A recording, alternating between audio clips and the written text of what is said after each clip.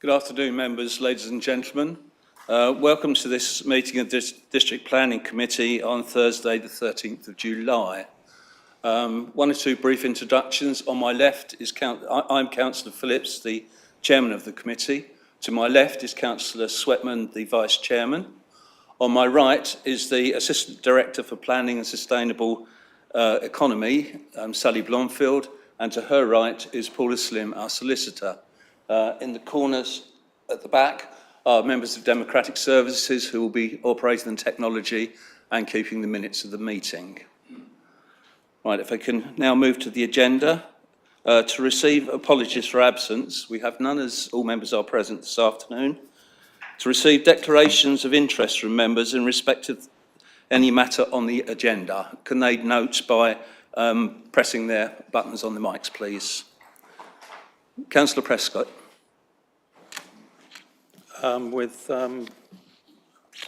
With reference to DM 233049, land east of Kima Road, Burgess Hill, I have recently met with Tristan Robertson, one of the speakers in support of the scheme. We met in my role as a Slough Parish councillor and in connection with a non-planning matter out of the area. We did not meet in connection with this application, and I therefore declare that I do not have a disclosable interest. Thank you. Councillor Eves. Thank you, Chairman. I am on Burgess Hill Town Council, but I'm not on the Planning Committee. I have not participated in the formulation of the objection to 223049, and I am keeping an open mind on this matter. Thank you. Thank you. Councillor Kennedy. Thank you, Chair. I live within about half a mile of this proposed development. I'm a district councillor for Burgess Hill, but this development or proposed development is not within my ward. I'm keeping an open mind on this issue. I've read lots of comments and reports that have been sent to me. I've read the report and look forward to hearing more about this issue before making up my mind. Thank you very much. I see no other members wishing to make a declaration, so move on to item 3. To agree the minutes of the meeting on the 22nd of June. Can members just indicate by saying agree? If they're happy, I sign those as a true record of that meeting. Agree. Thank you very much. Item 4, to consider any items that the Chairman agrees to take as urgent business. I have none. So we now move on to the substantive parts of the agenda. Items recommended for approval. Item 5, DM 230002, Bayenda Brighton Road, Sussex, West Sussex, BN6 9LX. The recommendation is as on page 10 of the meeting notes. I'd like to invite Sue Duberly to introduce the report, please.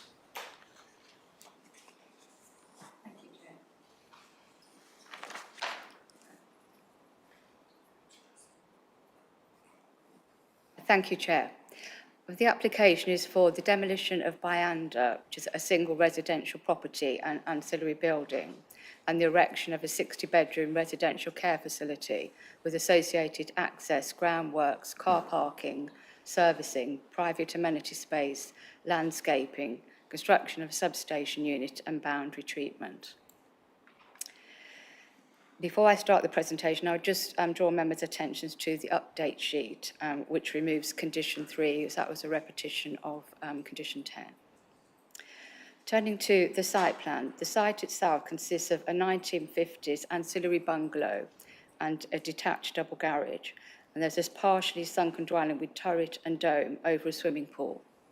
Access is gained from Brighton Road via a shared driveway with Fairley Glen, which lies to the east, and 2 other large detached houses.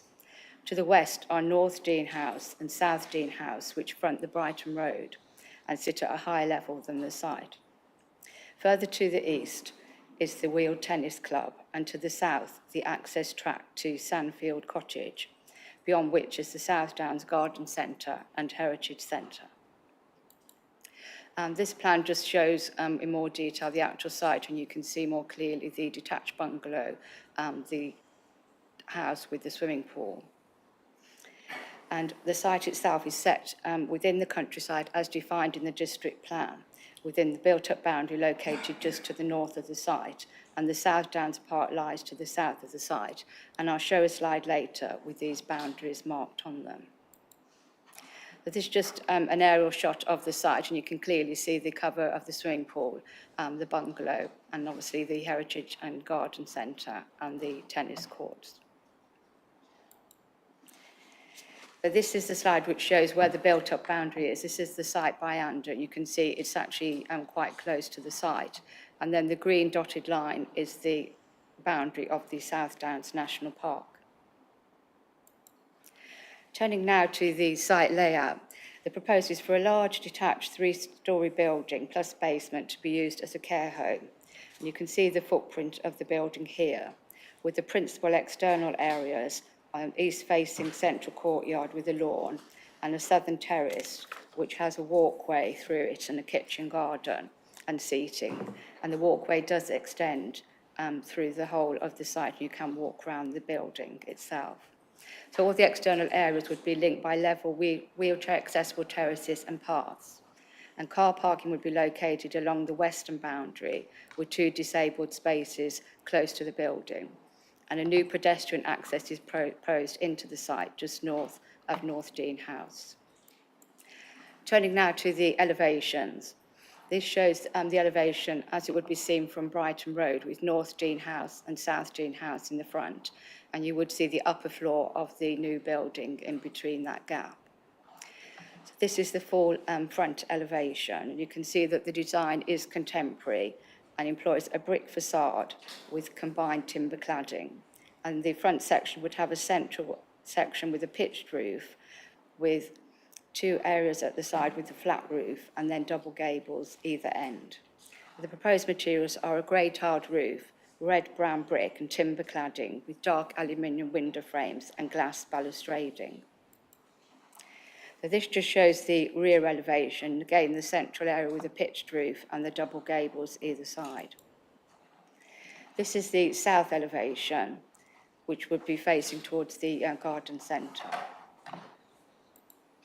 And this is the side north elevation, and this would be the elevation that you would see from the access road, and this would be the entrance to the site located here.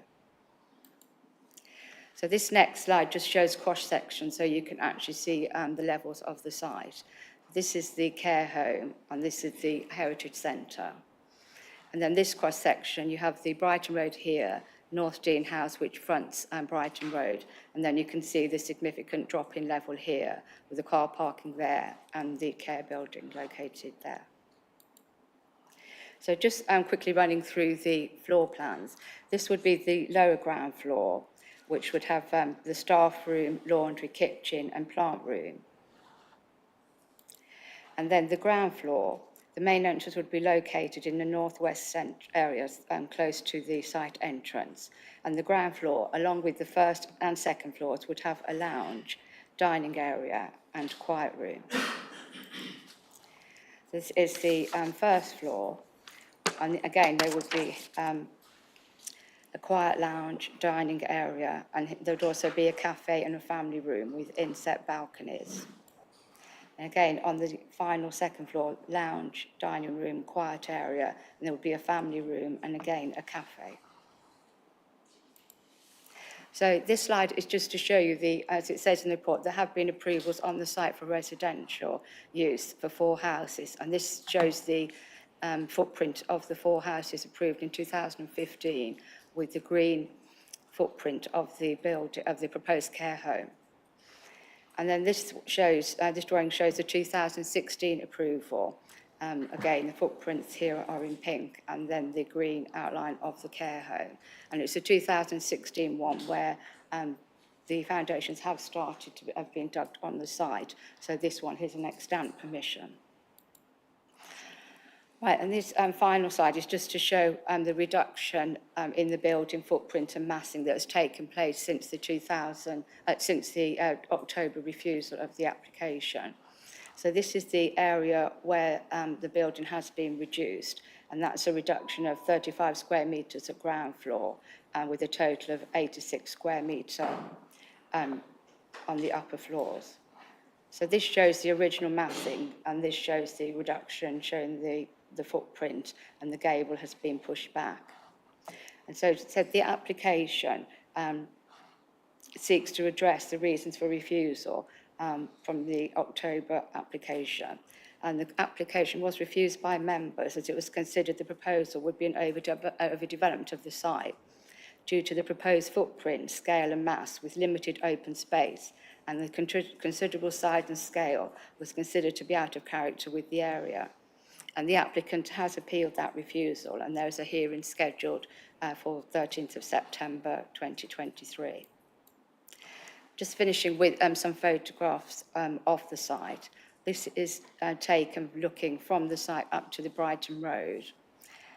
And then this is the existing building, the sunken terrace dwelling with a turret and the swimming pool cover. And this is taken from behind the hedge here, and you could just see the turret there. And these are North Dean and South Dean House, looking towards the Brighton Road from the site. Again, just a photograph of the bungalow that would be demolished. And this photograph shows where the foundations have been dug out for the extant approval. And this is North Dean and South Dean House, and that's the gap where you would see part of the upper floor of the building. To conclude then, as set out in the office report, the planning practice guidance stresses there is a need to provide housing for older people and that it's critical in view of the rising number of older people in the population. And there is a significant unmet need for registered care homes within mid-Sussex, and therefore substantial weight is given to the fact that the proposal will add to the local supply of care homes. In terms of the main issues, the application has been before members previously, and issues such as drainage, highway matters and ecology were discussed at some length, and many of the objections to the current application do relate to drainage and highways.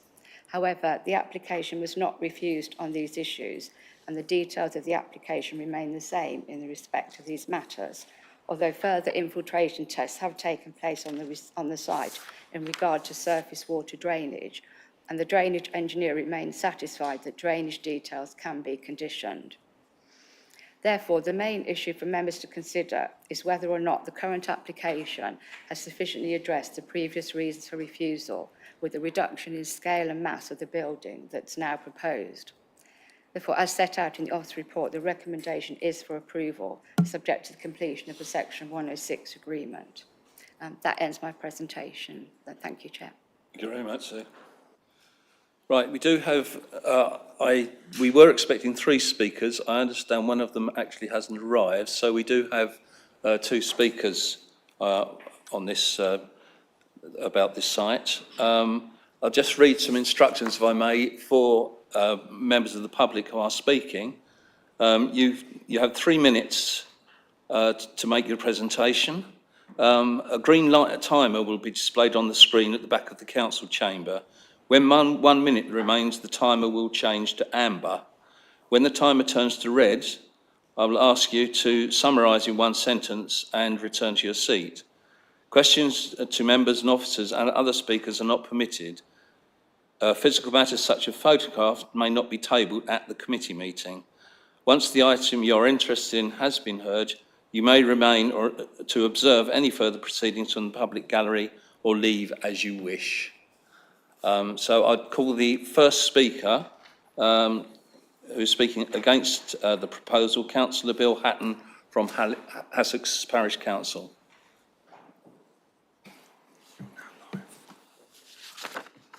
Thank you very much. Thank you.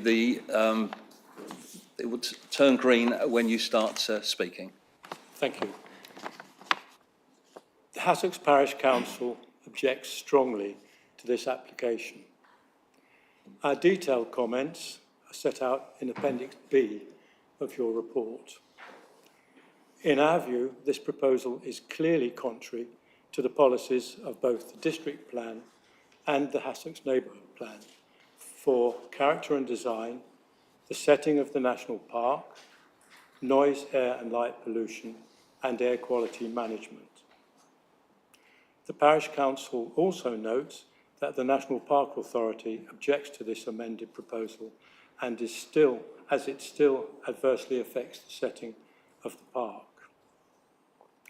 The height, bulk and massing of the building are almost identical to that which was refused in October last year. The number of beds remains exactly the same. The Parish Council considers that the minor reduction in the floor area by 86 square metres makes no difference whatsoever to the most adverse effect this building will have on the local environment. Put simply, this building is completely out of character and far too large for this site. It would be over 11 metres, that's 37 feet in height. It would dominate and overlook the surrounding residential area, which is low density and appropriate to this edge of village setting. In particular, the quality of the environment of the 5 detached houses at the eastern and western ends of the site will be most adversely affected by this dominating building. The care home would also generate a large amount of traffic and activity on the narrow sloping private access road, which is only 4 metres wide. The Parish Council does not accept the low level of traffic and activity predicted in the traffic statement. We think it would be far higher and completely unsuited to this narrow private road. We disagree with West Sussex County Council on the safety of the access road onto Brighton Road. In our view, it is dangerous and unsuited to this large development. It is only 200 metres from the busy Stone Pound crossroads, has poor visibility, and there have been several, and at least one, fatal accident very close to it in recent years. We note the applicants make much of the fact that permission has been granted for 4 detached houses on this site and assert that the combined areas of these is similar to that of the care home. In our view, this is a specious comparison. The permission for 4 detached 2-storey houses, which would respect the character of the area, should not be used to justify this proposal. We respectfully request the committee to continue to resist this overdevelopment and refuse this application. Thank you very much, Chairman. Right, thank you, Councillor Hatton.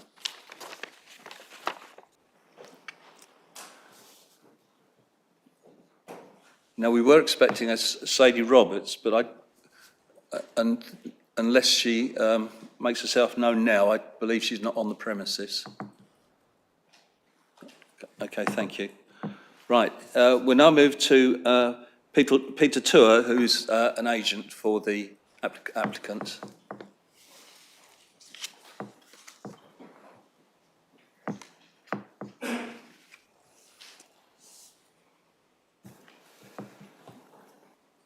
Thank you, everyone.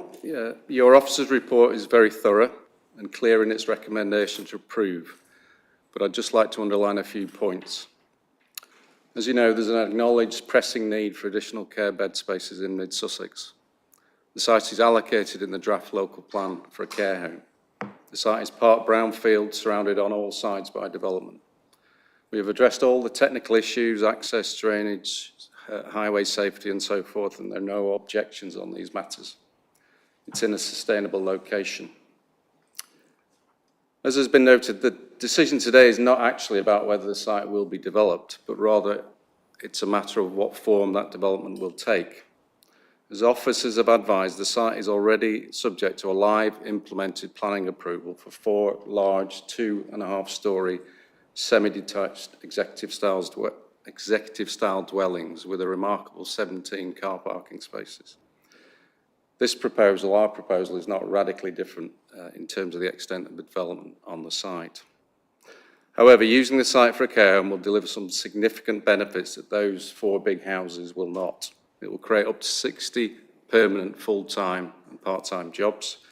It will accommodate a healthcare business that will invest up to £500,000 in services and facility support, many of those contracts will go to local businesses, and it will have an extensive ecology management plan. The application, as you know, is a submission of an earlier scheme which was refused by the previous planning committee against officer recommendation. We believe that that decision was wrong and we are confident of our prospects at appeal. However, we do want to work in partnership with the council, and my client has a strong track record of doing so. And of course, we plan to withdraw that appeal if the application is successful today. So this resubmission carries forward many of the principles of the previous scheme. A 60-bed scheme is as small as sensibly can be delivered on this site whilst maintaining high standards. This has been extensively considered by your advisors and planning officers. Your design review panel, made up of 10 or so local architects, has concluded that the earlier scheme, the even larger scheme, was acceptable. Your own design officers have twice confirmed that the scheme will sit comfortably in its setting. The Highway Authority have twice confirmed that the access is safe and suitable. Your planning officers have twice confirmed or recommended approval for the scheme. So I'm firmly of the view that the application proposals are consistent with the development plan when read as a whole and will deliver some very significant benefits. Thank you. Thank you very much.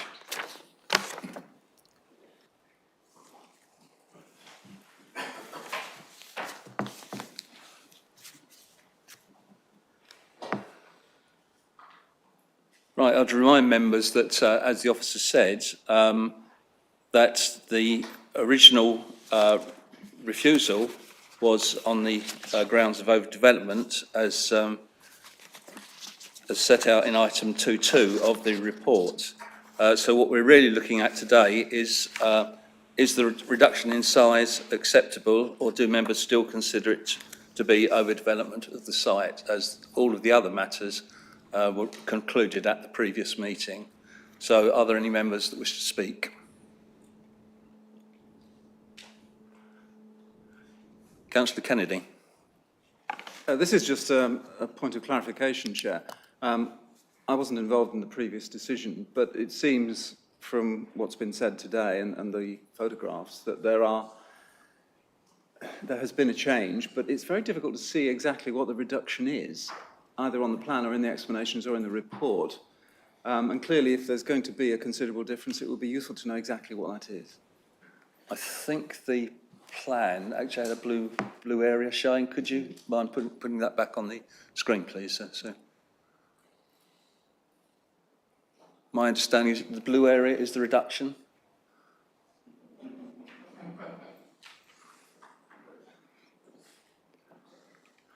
Right, as he's indicated to speak now, I will move to the local ward member, Councillor Bergreen, if you'd like to. Yes. May I point out, I spoke against this previous application that was refused in October 2022, but this was on behalf of Sussex Parish Council, and I was representing a collective decision of the Parish Council to object to the application, rather than my own personal view. And I can say that I'm taking an open-minded view to this new application, if you would accept that. Yeah, that's fine. Having looked at this current application, I feel that the changes are very minimal and does not address the sheer size of the proposed development. There are still several other problems. The access is narrow and steep and exits onto the already congested Brighton Road. The traffic survey was conducted during lockdown and is totally inaccurate and misleading. West Sussex County Highways have no objection, but there has been several road traffic accidents on this stretch of road. The most recent fatal accident was in February 2023, when a pedestrian lost their life. The driveway is not owned by the applicant, and they cannot make any modifications or amendments to it. The stormwater plans have not been dealt with satisfactorily. If the infiltration system that is suggested is not satisfactory for the disposal of stormwater, then it will not be possible or permitted to discharge water into the stagnant pond, and there is no way to drain the land. There are too few parking spaces provided, mainly as the site is too small and there's nowhere nearby suitable for overflow parking. There's 18 parking spaces, 3 are disabled for visitors and ambulance, which leaves 15 spaces. The building will be very close to where it all heads, and if this heads is damaged during the construction, the neighbours will be looking at a very tall brick wall right in front of them. There are many possible objections to this proposal. The main ones are the sheer size. It is far too large for the site and out of context with the semi-rural surrounding. Thank you. Right, thank you. Yeah, I would point out that those, the other issues were covered at the previous application accepted. I mean, it is really the whether this constitutes overdevelopment that we are looking at today. Councillor Eaves. Thank you, Chairman. Can I just clarify that you're actually ruling out of order anything which was not decided by way of objection last time, bearing in mind that the people in this room are not the same people. There's been an election since then. And so people in this room might indeed object on different grounds. And indeed, I objected on more grounds, but those were not minuted last time. So are we saying we cannot comment on anything that is not scale, mass, overdevelopment, etc.? Yes, please.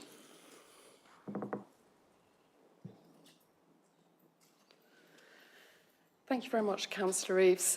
This application was considered very carefully previously, and as I think the Chair has really sought to make clear, the only reason for refusal was one of overdevelopment. All the other reasons were considered.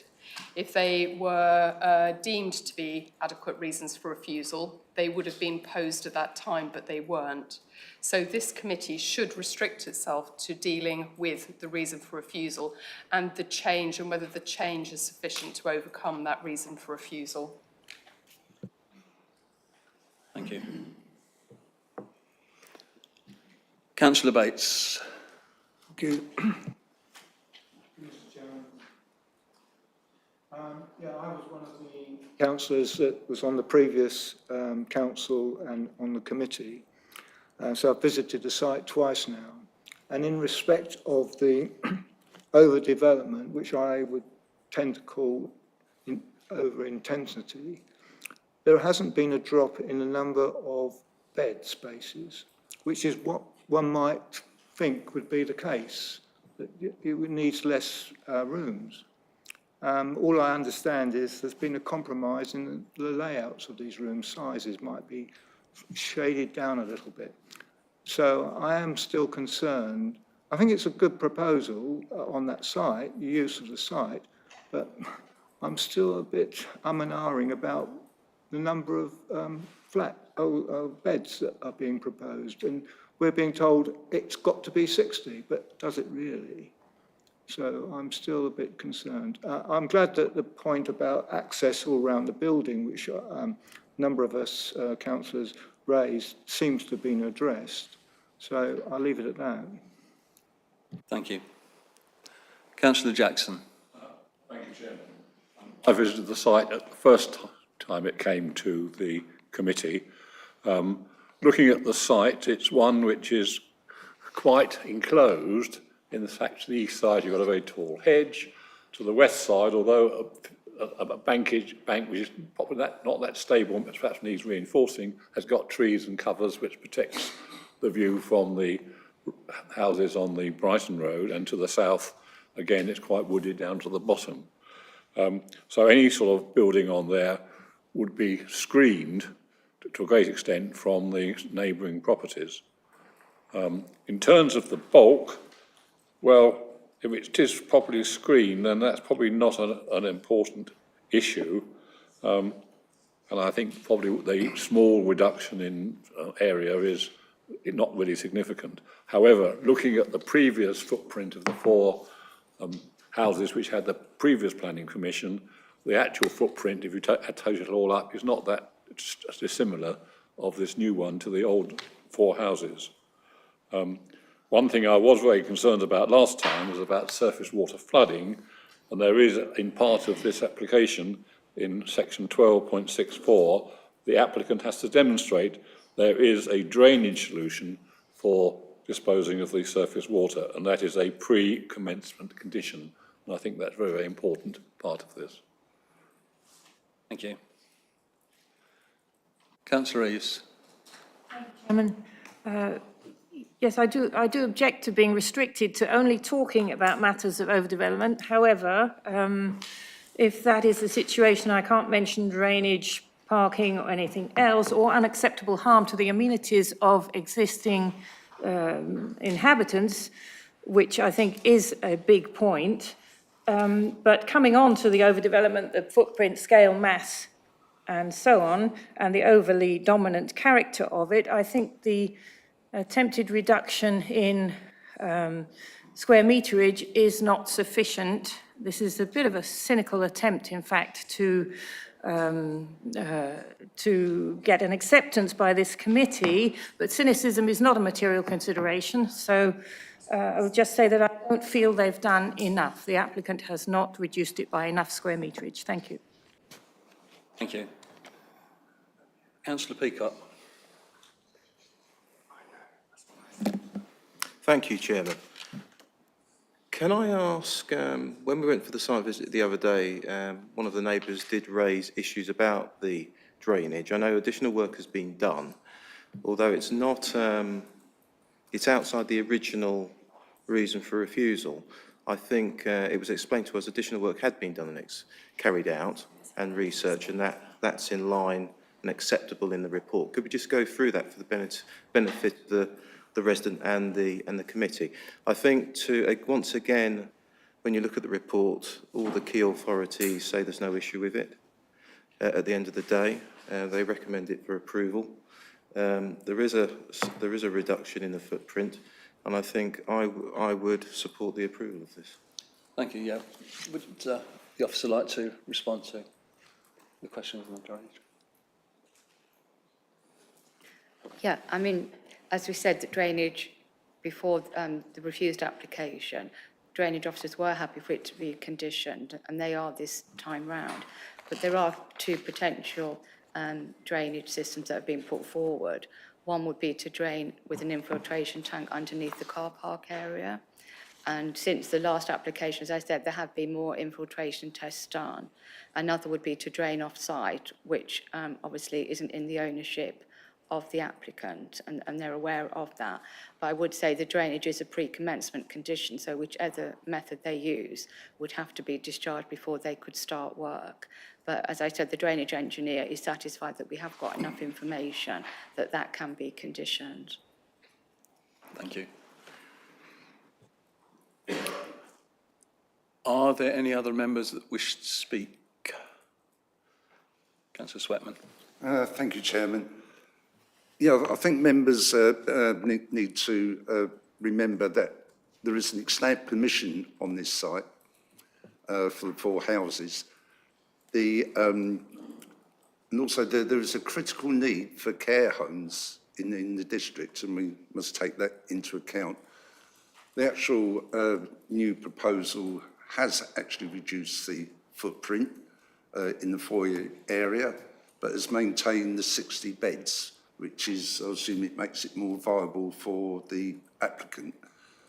So as for it only determining on whether this is overdevelopment or not, personally, I would recommend that this committee approve this application.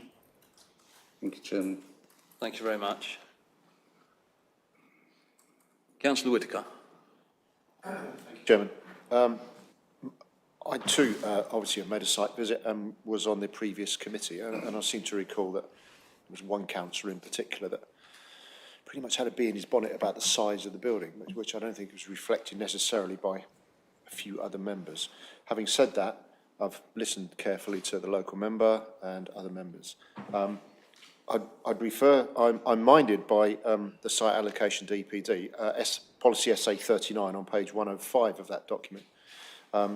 And proposals for specialist accommodation for older people in care homes will be supported where, and I refer to subpoint D, where the site is outside of the built-up area boundary, which this is, it is contiguous with the built-up area boundary, which it is, and the development is demonstrated to be sustainable, including reference to the settlement hierarchy, which I believe that qualifies, that D qualifies this. So clearly there is a demand that's reflected in the district plan and the site allocation document. I agree with the Vice Chair about the reduction in size, so in principle I am supportive. Thank you. Right, I see no other members wishing to speak, so I move to the recommendation on page 5. I'll read the full recommendation out for the benefit of people that are watching on YouTube. It's recommended that planning permission is approved subject to the conditions listed in Appendix A and the completion of Section 106 legal agreement to secure the required infrastructure contributions. Recommendation B, if a satisfactory planning obligation has not been completed by the 22nd of September 2023, it is recommended that the application be refused at the discretion of the Assistant Director of Planning and Sustainable Economy for the following reasons. The proposal fails to provide the required infrastructure contributions to serve the development, and the applicant therefore conflicts with policy DP20 of the Mid-Sussex District Plan 2014 to 2031. So do I have a proposer for that recommendation, please? Chairman. Councillor Sweatman, thank you. Do I have a seconder? Councillor Whittaker. Councillor Whittaker, sorry. Right, can we move to the vote, please?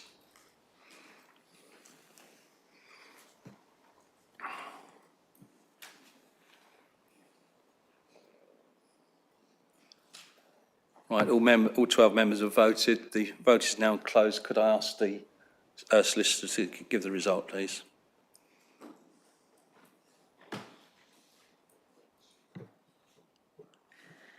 There are 8 votes in favour of the application, 2 votes against and 2 have abstained, so the motion's carried. Thank you very much. Right.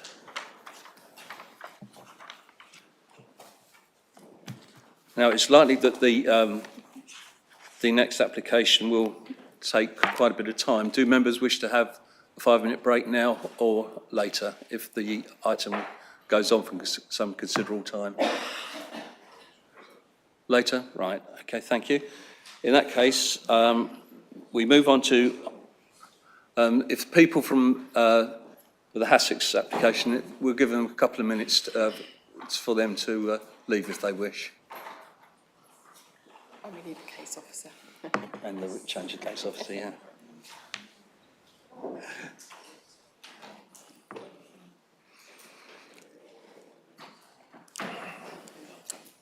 Thank you very much.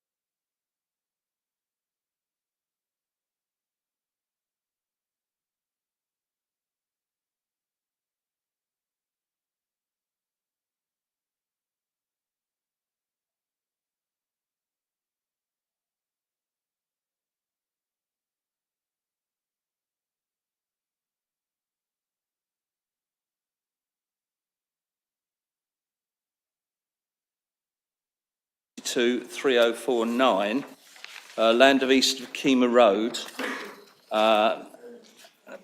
and south of Folders Lane, Burgess Hill. The recommendation is as in your documents, and we do have, would ask Steve Ashdown, the planning officer, to make the presentation, please. Thank you, Chairman. Before I start the presentation, I'll just draw members' attention to the update sheet which is before you. There's nothing substantive on there, but there's just a couple of things that were missed off in the report, and I hope that clarifies things for members. So, before members, thank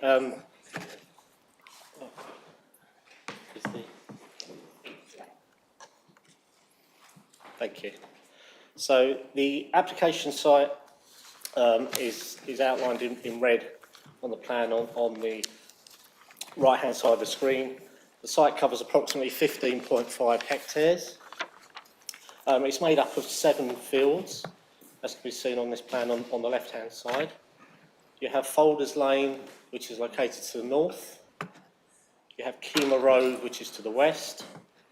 And then there's Wellhurst Lane, which is located to the south of the site. As you can see from the aerial photo here, the site is surrounded on 3 sides by existing built form. In terms of policy, then the site is allocated, as set out in the report, for residential development in the Site Allocations Development Plan document. SA13 is the relevant policy, and that allocation can be seen in orange on this plan here. The black line donates the built-up area boundary of Burgess Hill. So as part of the allocation process, the built-up area boundary was moved, so the site does lie within the built-up area of Burgess Hill. The dotted blue line, which is here, is the neighbourhood plan boundary for Burgess Hill. So you can see just a very small slither of land at the northern part of the site falls within the neighbourhood plan boundary of Burgess Hill. And just for context, to the south of the site is the Sussex neighbourhood plan boundary here. So the main part of the site does not fall within any neighbourhood plan, but obviously the district plan policies and the policies of the allocation document do apply.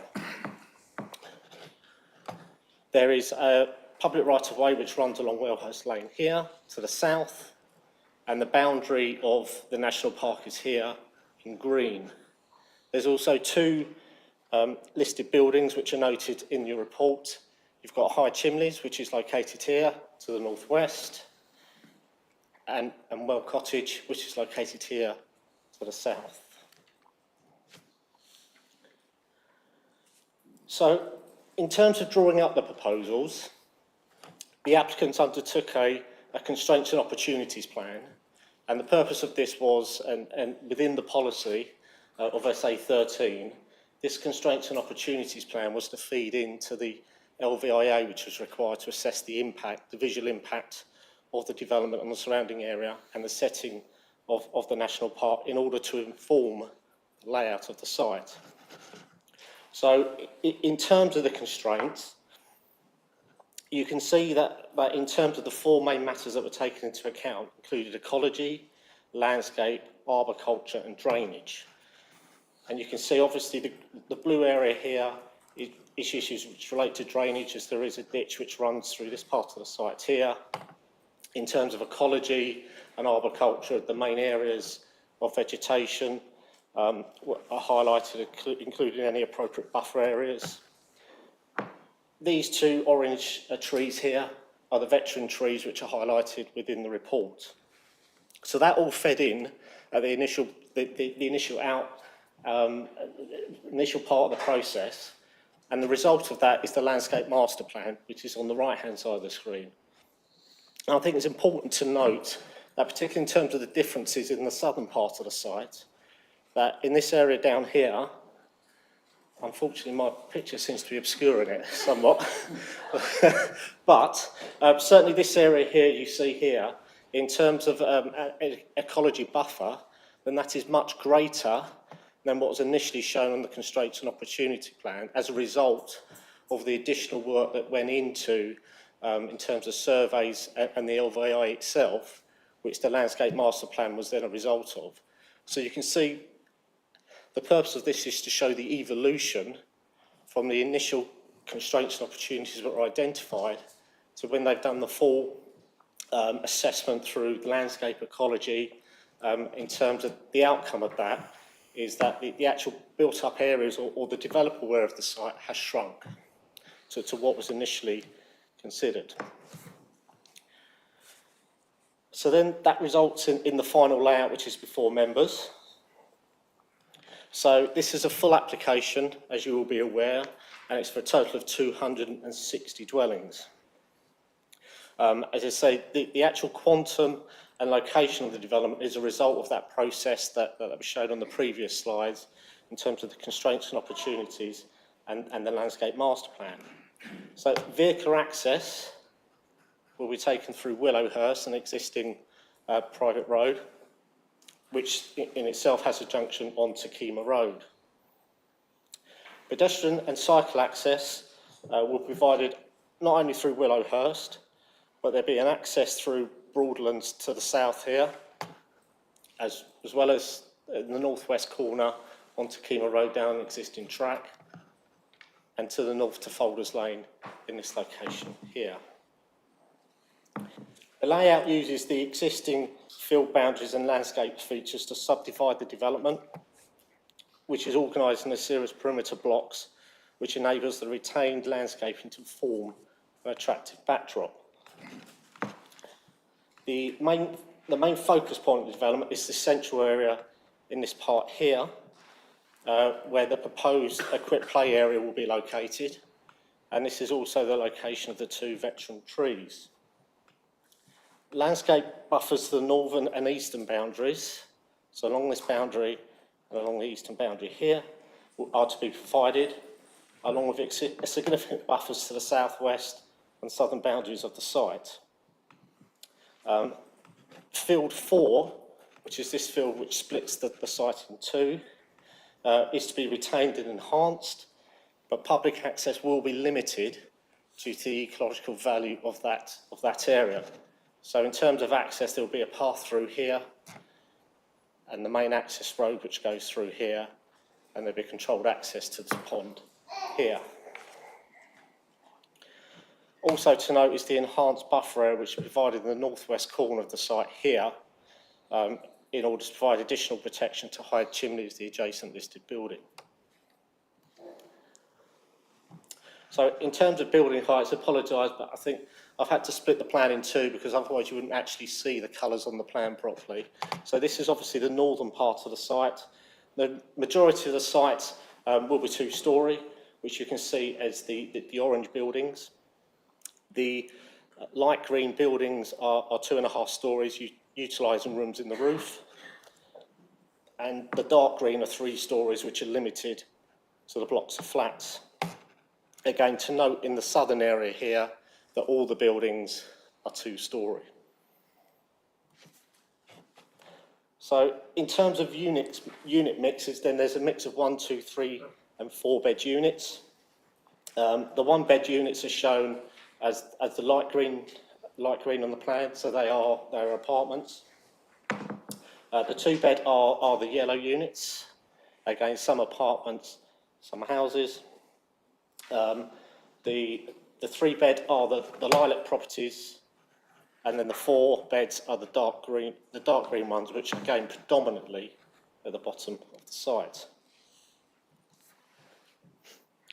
In terms of tenure, a total of 78 affordable units are to be provided, which represents 30% of the total development, which is in accordance with policy DP 31 of the district plan. 75% of these units were provided as affordable rent, and the remaining 25% as first homes. As you can see here, you can see them located, or they're spread across the site, so they're shown as the the yellow and orange units. So again, the majority of them are in the northern and central part of the site. And again, there's nothing in the the southern part of the site in relation to affordable units. In terms of parking, then a total of 490 parking spaces are to be provided across the site, made up of a mix of allocated, non-allocated, and garage and car barn spaces. So the lilac spaces are the unallocated ones. The blue ones are the allocated or on-plot spaces. And then you also have these orange ones here are the accessibility spaces. So it's noted in the report that this figure falls below the 548 spaces which is recommended or set out in the guidance, the West Sussex guidance. However, the Local Highways Authority have not objected to the level of parking proposed to serve the development. In terms of density, you've got two plans in front of you here. So the first one obviously identifies the 6 parcels of development. And just to go through each parcel in turn, so parcel 1, it's proposed to be built out at a density of 37 dwellings to the hectare. Parcel 2 is at 34 dwellings to the hectare. Parcel 3 is at 44. Parcel 4 is the densest one at 49. Then parcel 5 is at 35 dwellings. And then parcel 6 is at 29 dwellings to the hectare. This figure plan on the right-hand side of the screen just shows the dwellings both on the site and within the surrounding area. And I think, as you can see from this figure, that the actual density of the site does fall away quite significantly the further south you move through the site. And that's particularly important in terms of the context of SA13 in terms of its policy requirements. So in terms of movement, obviously the site itself will be served by primary roads, which are indicated in grey on the screen here, with secondary roads in yellow, and the orange ones are sort of lanes and driveways. I think it's worth to point out that it's not proposed that any of these roads will be adopted. In addition to vehicular movement, there is significant pedestrian cycle permeability through the site. So there are linkages provided between all of these parcels to facilitate movement through by pedestrians and cyclists. And ultimately, again, you have this link up to the north to Folders Lane and to the northwest onto Kima Road. Now, just leading in relation to this pedestrian cycle link here in the northwest corner, you will be aware, again, as we set out in the report, that this lane, there is a property on the north side of this lane, Brockwood, which you would have seen when we went out on site as we walked down that track, where officers have raised concerns about the impact on the amenity of those residents, given the existing open nature of the boundary to their rear garden. And this is a picture of it here. Now, the applicants, it's a matter that has been raised with the applicants. They have suggested or indicated they could do, which is shown on this drawing here, they could do some additional planting along there in terms of a hedge in order to try and mitigate that impact as much as possible. Officers has secured that option through a planning condition, which is condition 21, as set out in your report. However, clearly officers have still raised that as an issue, and that is something that you will need to take into account in the overall planning balance. So, as part of the overall sustainability improvements proposed, that there is a package which includes both infrastructure improvements and a substantial contribution towards sustainable transport improvements within Burgess Hill. So in terms of physical improvements that are proposed to be secured through a planning condition, a number of footpaths that link the site to the town centre are proposed to be widened. So the blue, so this is Folders Lane here, the blue area here shows the extent of widening that would take place within the highway boundary in order to achieve a 2 metre wide footpath. So that's the proposal along Folders Lane. And then this is the roundabout, the roundabout with at the top of Burgess Hill with Junction Road. So again, there are some improvements in terms of widening the footpath there, and then that carries on all the way down through to the actual site entrance, which is here, and then there's some further widening down to the south towards Broadland. So that's a package of footpath improvements that will happen as part of the proposal and secured, in addition to the financial contribution which is set out in your report, which is £831,000 towards sustainable transport improvements within Burgess Hill, in addition to a residential travel plan which will also be secured in order to encourage and promote sustainable transport movements by future residents.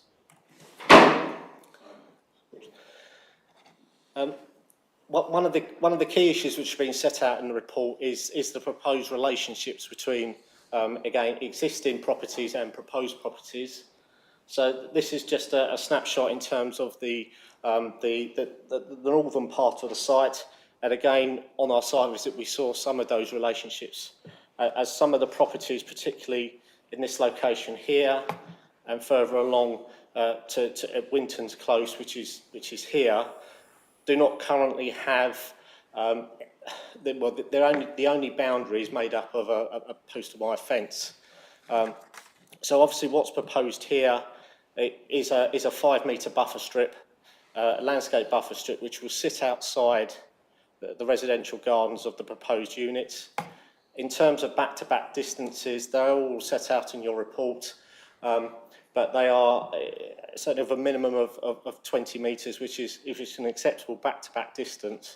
So while clearly there will be an impact in terms of amenities, in terms of all of these properties that are shown on the northern part of the site, then we do not consider that those impacts would be significant as to warrant refusal in terms of contrary to policy DP26 of the district plan. And again, in terms of the to the south, so these are the properties that sit in Wellhurst Lane. There'll be a 20 metre gap from the front of the properties here to the boundary, which will be landscaped. And clearly these properties have a significant garden in terms of length of garden. So again, officers are satisfied in terms of the amenity impact in relation to these properties, that again it would not be significant as to warrant refusal. Just got some slides now of some proposed street elevations. These first ones are from the northern part of the site, and I think one thing I would flag up here is obviously that the properties will have PV panels. Some of them are shown on these elevations.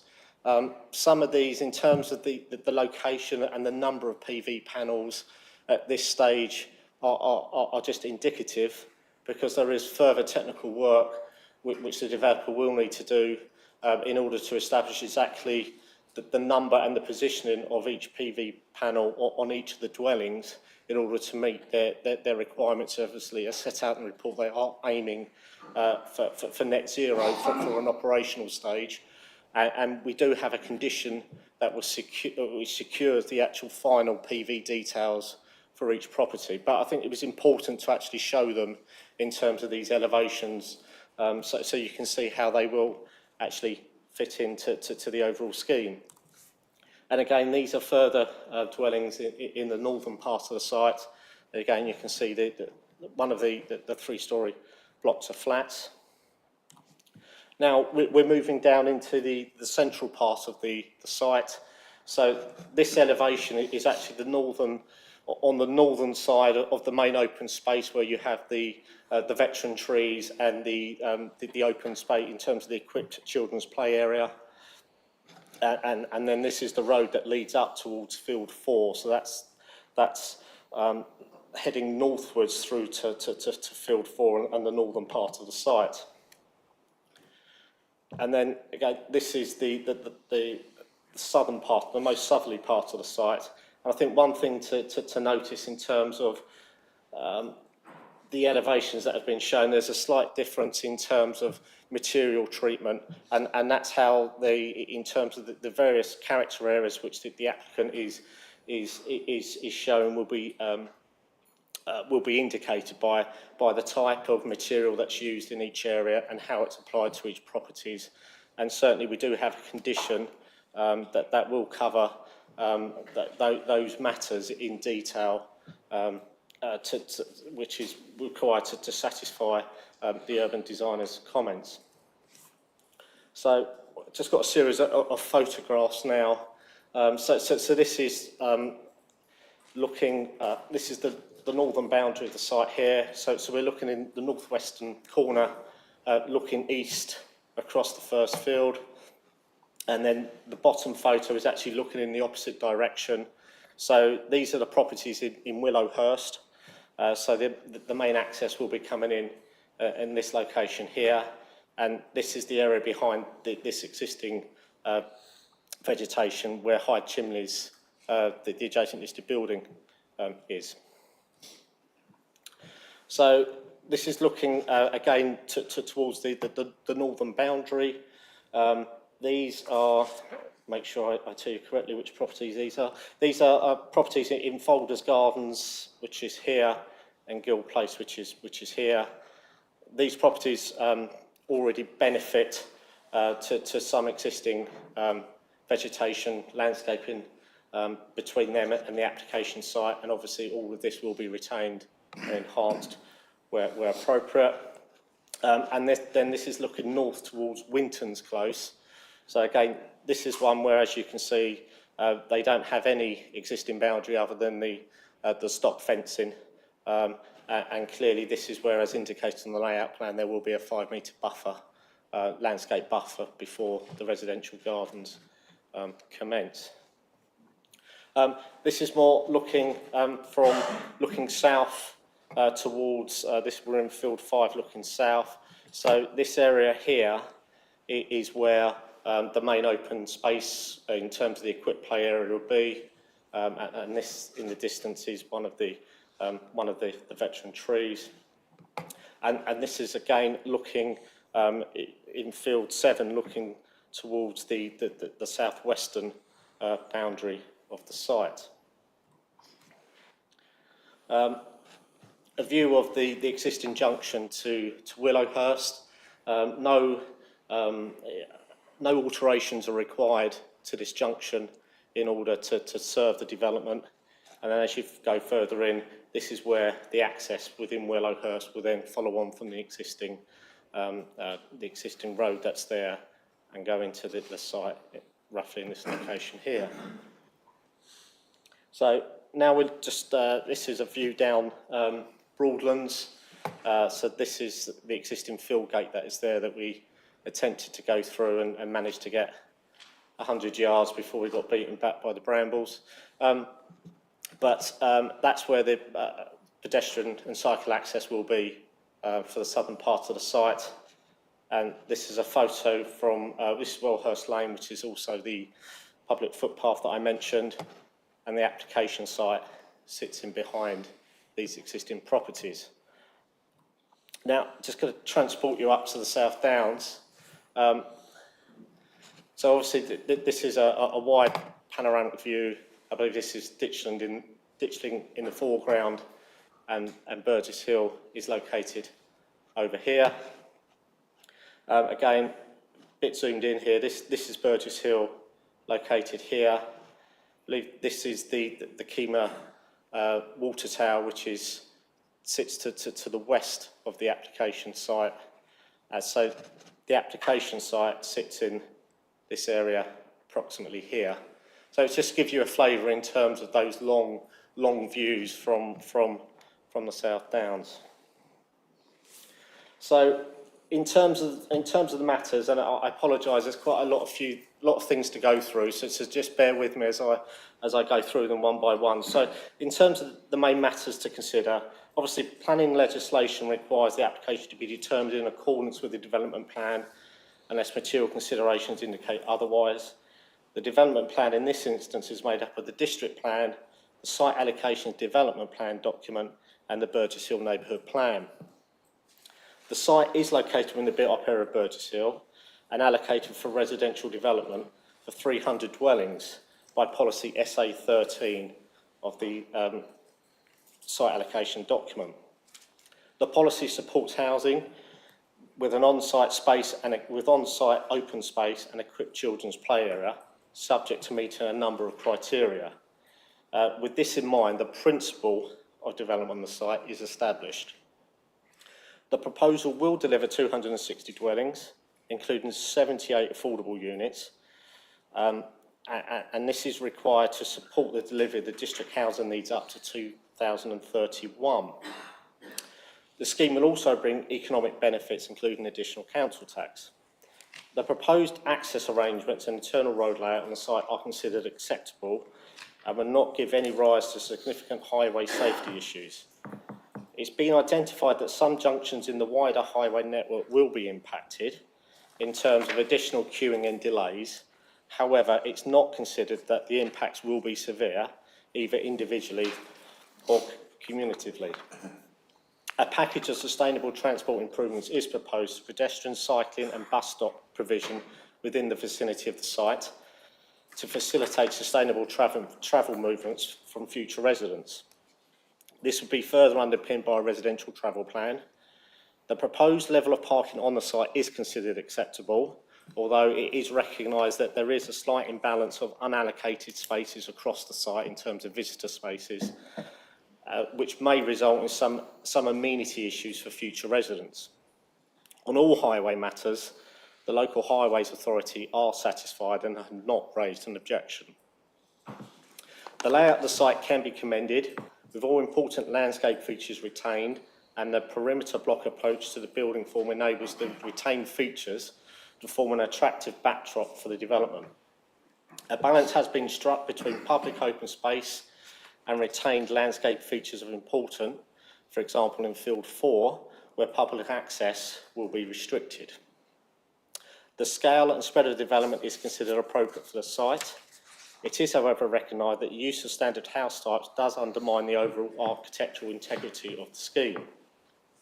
Looking at the scheme as a whole, it is considered that the development does represent a well-considered, landscape-led proposal that will create a high-quality environment for future residents. In this regard, it's considered that the application complies with the relevant development plan policies, the NPPF and the Council's design guide. It's important to note that both your urban designer and the Mid-Sussex Design Review Panel have not raised an objection to the scheme before members. It's considered that the site is well contained with limited opportunities for views from public vantage points.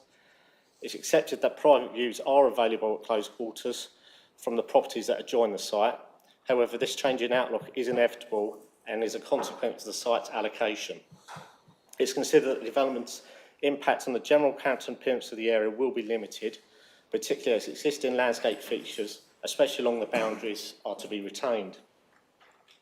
In respect of the proposal's impact on the setting of the South Downs National Park, it's considered that the design and layout has been informed by a genuine landscape-led approach and that the final scheme has sought to avoid or minimise adverse impacts on the national park, which is not considered to be significant. As set out in the report before you, this view has been reached having regards to the duty under Section 62 of the Environment Act 1995 and the relevant National Park Authority's published plans. Notwithstanding the submitted comments of the National Park Authority, it is considered that the application complies with relevant development plan policies and the NPPF in regard to this matter.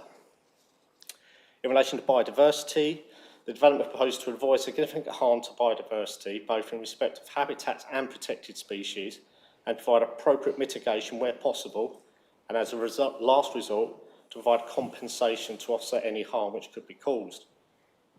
This includes the provision of off-site BNG to address the identified 38% net loss of biodiversity on the site as a result of the development. Overall, 10% BNG is proposed in accordance with the Environment Act 2021, although it should be noted that this requirement is not mandatory until November of this year, 2023. Subject to securing of appropriate measures through planning conditions, requiring the submission of a biodiversity net gain and/or section 106 planning agreement, I'll get there in a minute, it's considered that such matters will enable the council to demonstrate compliance with its statutory duties, including biodiversity duty under section 40 of the Natural Environment and Rural Communities Act 2016. Furthermore, it satisfies that the proposals in the main complies with relevant development plan policies and sections of the NPPF. The proposal will retain all category A and B trees on the site, including the two identified veteran trees.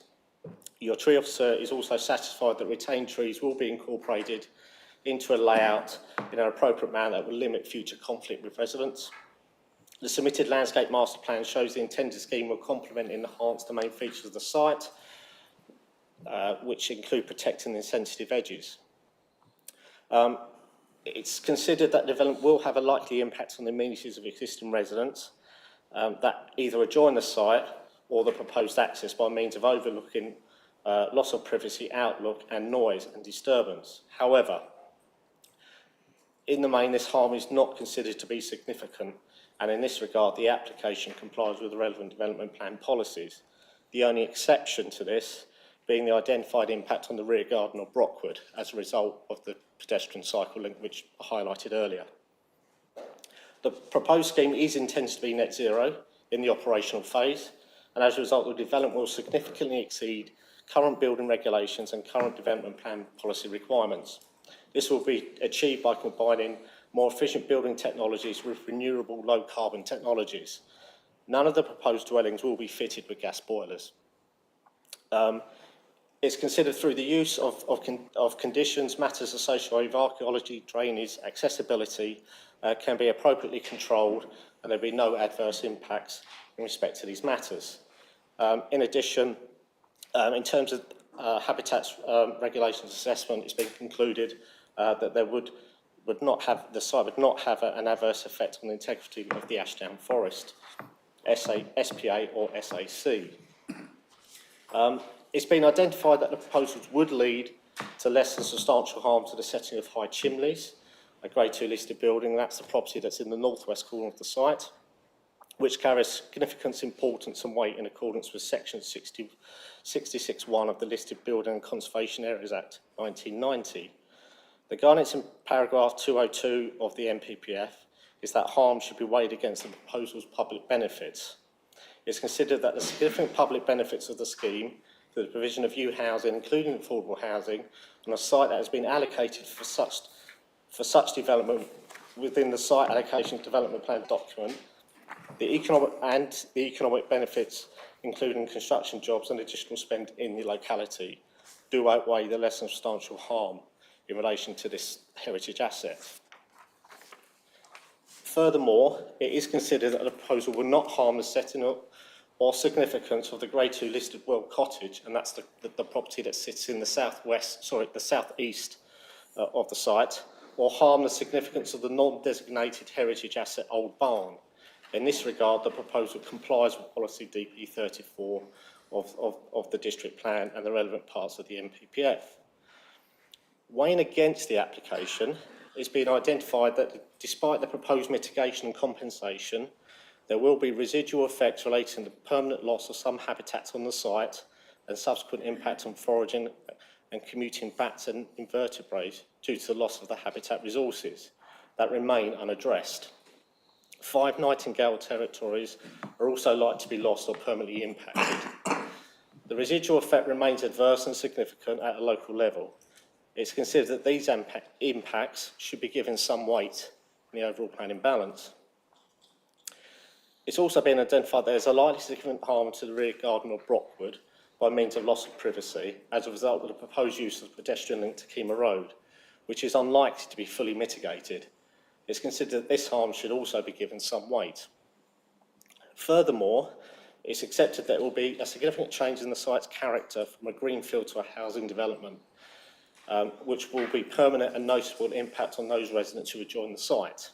However, this was inevitable following the allocation of the site, and it's considered little weight can be attached to this issue.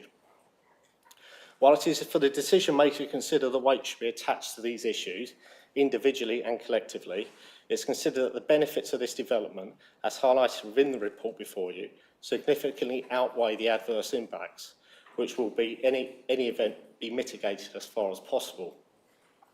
Having regard to all the identified issues, while there are some areas of unresolved conflict within specific policies, it's considered that the proposal complies with the development plan when read as a whole, which is the proper basis for decision making, and that there is no other material considerations that reasonably indicate an alternative conclusion should be reached. It's therefore recommended that plan permission be granted, subject to the conditions set out in Appendix A, and subject to the completion of a statutory Section 106 legal agreement. Thank you, Chairman. Thank you very much then. Right, we do have quite a few speakers. I will repeat the conditions that you have 3 minutes each. The time will count down on the screens. We'll go green when you start. We'll go amber after a minute, and I will give a minute's warning to people. And then when they turn red, we would ask you to complete your presentation in 1 sentence, please. Right, the first speaker is Councillor Peter Williams of Burgess Hill Town Council.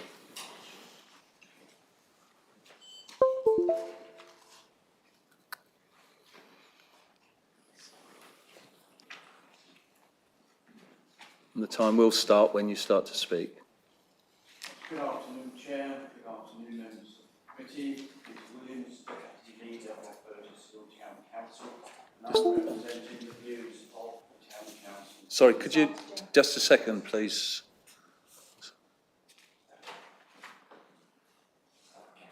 Thank you. Sorry, I apologise for that. It's a slight technical problem. It's still, sorry, it's still not counting down. Is it? Okay. Okay, start. Right, okay, we're away. I'll skip the good afternoons again. Deputy Leader of the Burgess Hill Town Council, and I represent their views here this afternoon. Thank you for allowing me to speak. At our planning committee on the 15th of May of this year, this application was unanimously recommended for refusal. And this was based on a wide range of identifiable contradictions to policies, which are too many for me to detail here, but I refer you in particular to the following. Section 13, Planning Balance and Conclusion, paragraph 13.9. Burgess Hill Town Council is of the opinion that this planning application, which includes only standard houses, fails to comply with DG 37 and DG 38 in that no attention has been given to incorporating high-quality building designs that have architectural merit and enhance the topography and views. The Mid-Sussex Design Review Panel, in its notes dated the 18th of January 2023, states the design suffers from a lack of integrity, and the architecture is let down by fake features such as chimneys and UPVC windows look especially unconvincing where the windows are shown subdivided into small panels. To us, this is evidence that the scheme has not been visually well planned. I also draw your attention to Section 13, Planning Balance and Conclusion, paragraphs 13.10 and 13.14.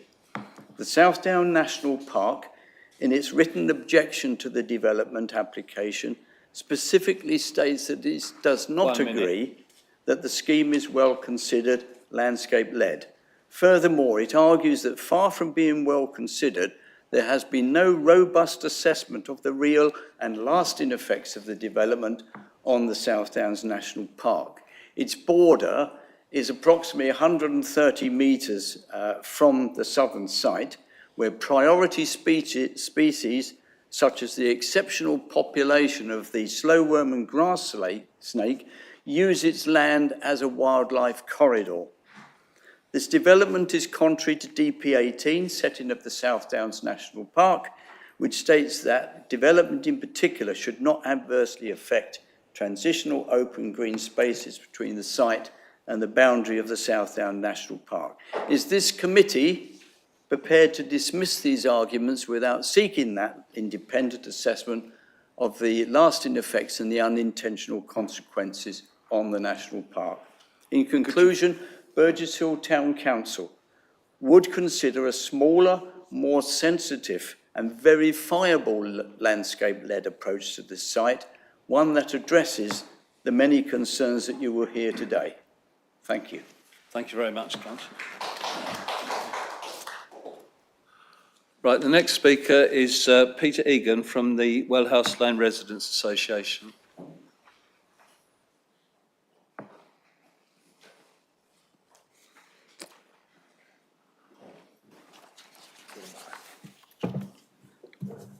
Afternoon, Council. I speak for the residents of Wellhouse Lane, which borders this application site to the south. This site has a long history of being assessed and rejected for development. First in the 1980s, then again in the 2000s, when the councils commissioned the Atkins study.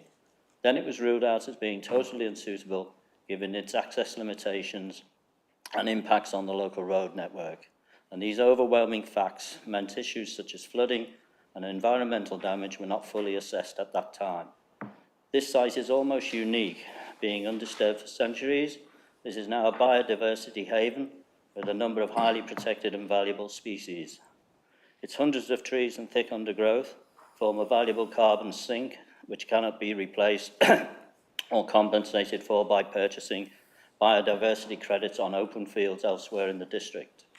Ecologists calculate this application will result in a massive 38% net loss in biodiversity. If this application was submitted in November, when the law will require all new developments produce a mandatory 10% net gain in biodiversity, then it would be refused out of hand. Local residents knew this site contained a large variety of wildlife, with numerous species regularly coming into our gardens and onto the national park less than 200 metres away. But even we were surprised by the sheer number and variety found by the ecologists, now backed up with evidence from wildlife cameras. In the last 2 years, cameras overlooking just a small portion of the site have recorded 900 deer sightings, 74 badger sightings, over 1,200 foxes, plus 70 recordings of nightingales, which each spring return from Africa to nest in the dense bush behind Wellhouse Lane, all of which will be lost forever if this application is approved. Great crested newts, a European and UK protected species, breed in ponds on the site's western boundary. 1 minute. Foraging daily on this site, a reason why applications for housing development in those gardens were refused and failed on appeal in the 2000s. Allowing this application will also have a major long-term impact for the fields south of Wellhouse Lane. Today they are considered remote to any settlements and are thus protected under the district plan. If this application is allowed, then speculative developers will argue those fields are now contiguous with Burgess Hill and are no longer due the same protection. Planners and supporters of this application would have you accept that adoption of the SADP means development of this site is a fait accompli, but this cannot be allowed to be the case. Each application stands or falls on its own merits, and this application, with its inappropriate access, density of housing, loss of dark skies, widespread flooding during prolonged heavy rainfall, noise pollution, and the need to pump sewage up to the Kima Road, together with the unavoidable... Could you complete in one sentence, please? Okay. With the unavoidable loss in biodiversity, makes it unacceptable, and we urge our new council to have the courage to recognise this by comprehensively refusing this application. Thank you very much.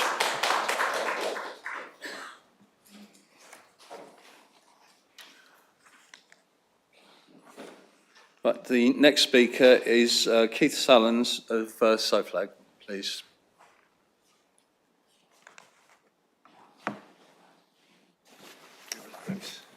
Good afternoon, everybody.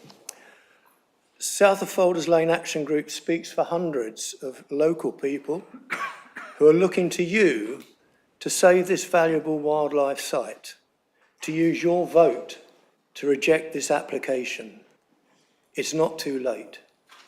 We know that this site was accepted into the DPD following examination.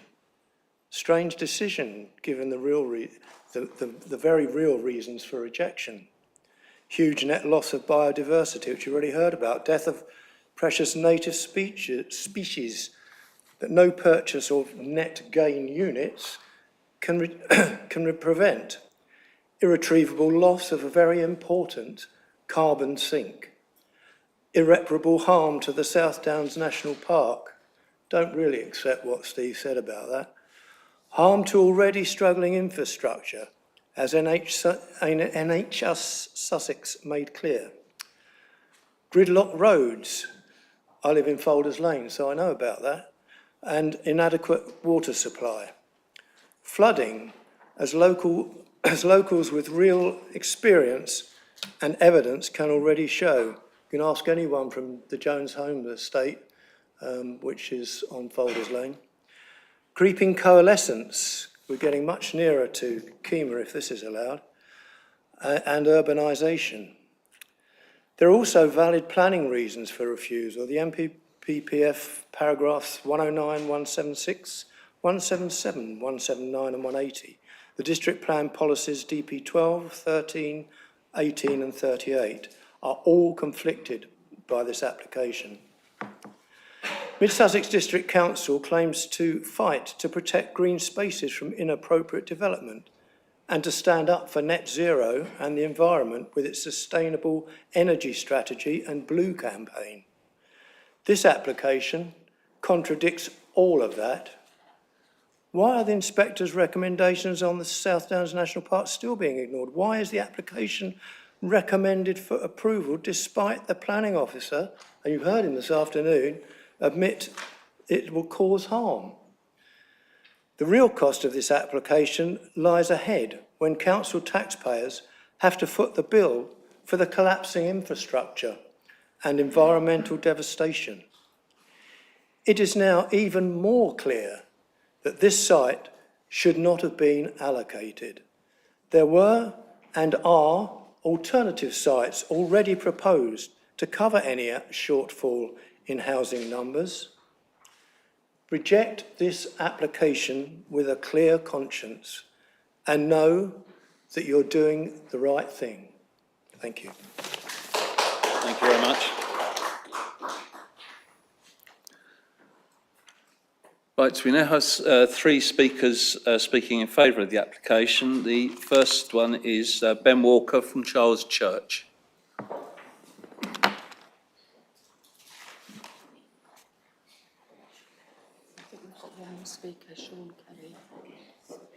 Oh, sorry, I do apologise. Sorry, there was one more speaker speaking against it. Sean Kelly, sorry.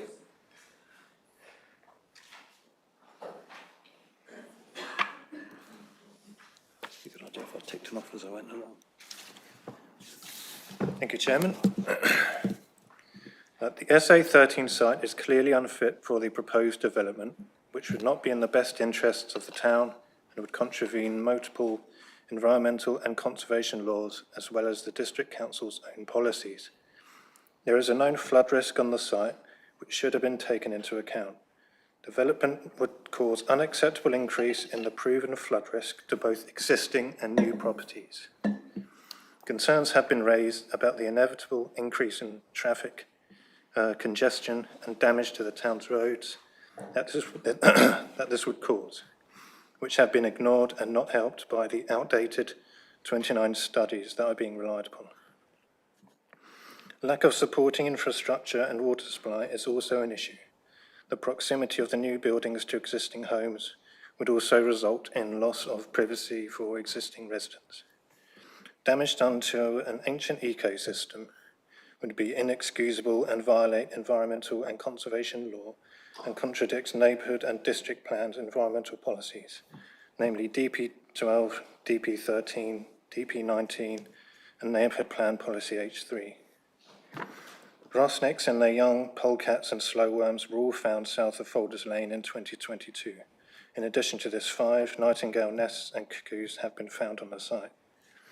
Polecats are a priority species of the UK Biodiversity Action Plan, meaning they are threatened and conservation actions must be taken in order to protect them.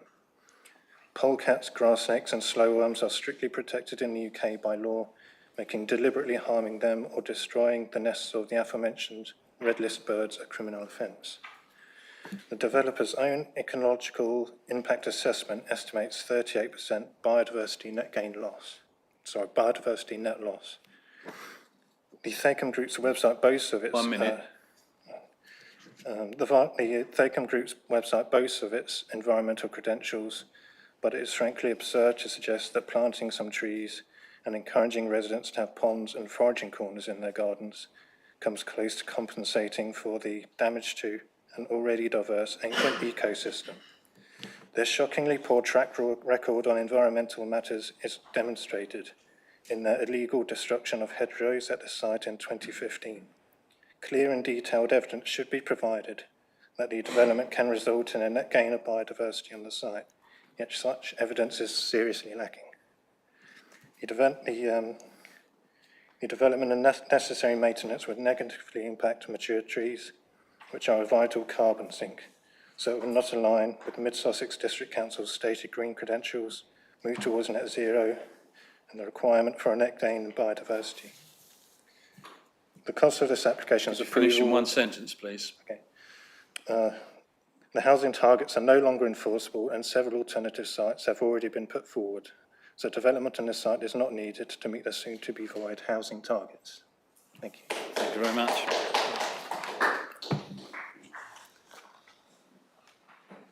Right. Sorry, Mr. Walker from Charles Church. My pleasure, Chair. We'll try again. Councillors, ladies and gentlemen, as you'll be aware, this is a joint scheme put forward by Charles Church and Thacom, which has been carefully considered by your own professional officers, extensively consulted on, and is now recommended for approval by the planning officer after weighing the balance. We're incredibly proud of the proposed development, which not only delivers the first net zero carbon homes of any scale in mid-Sussex, but also makes an important contribution to meeting the housing needs of local people and delivering some community benefits.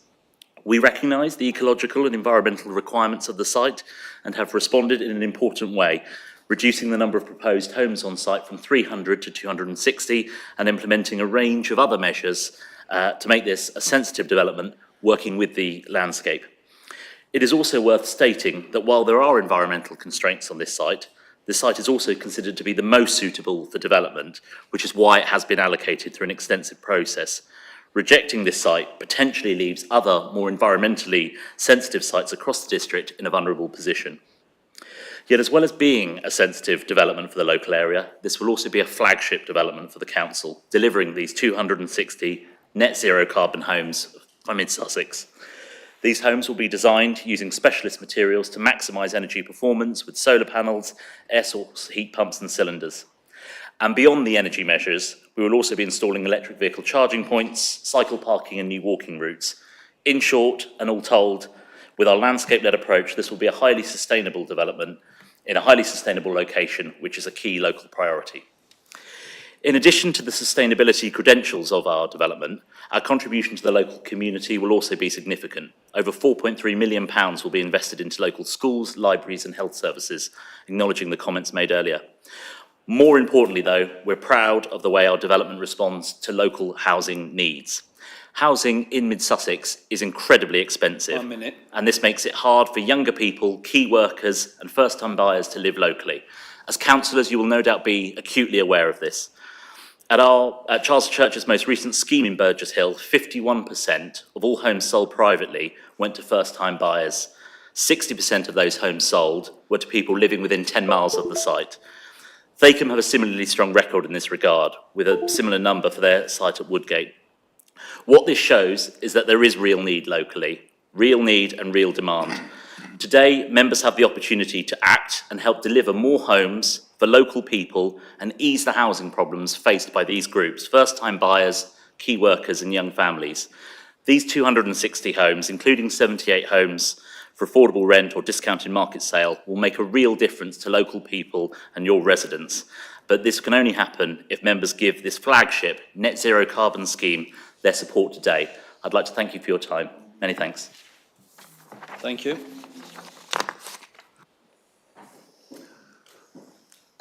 Right.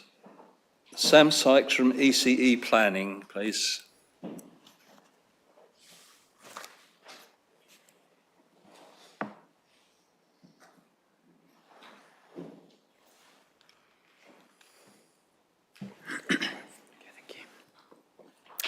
Thank you, Chair and members.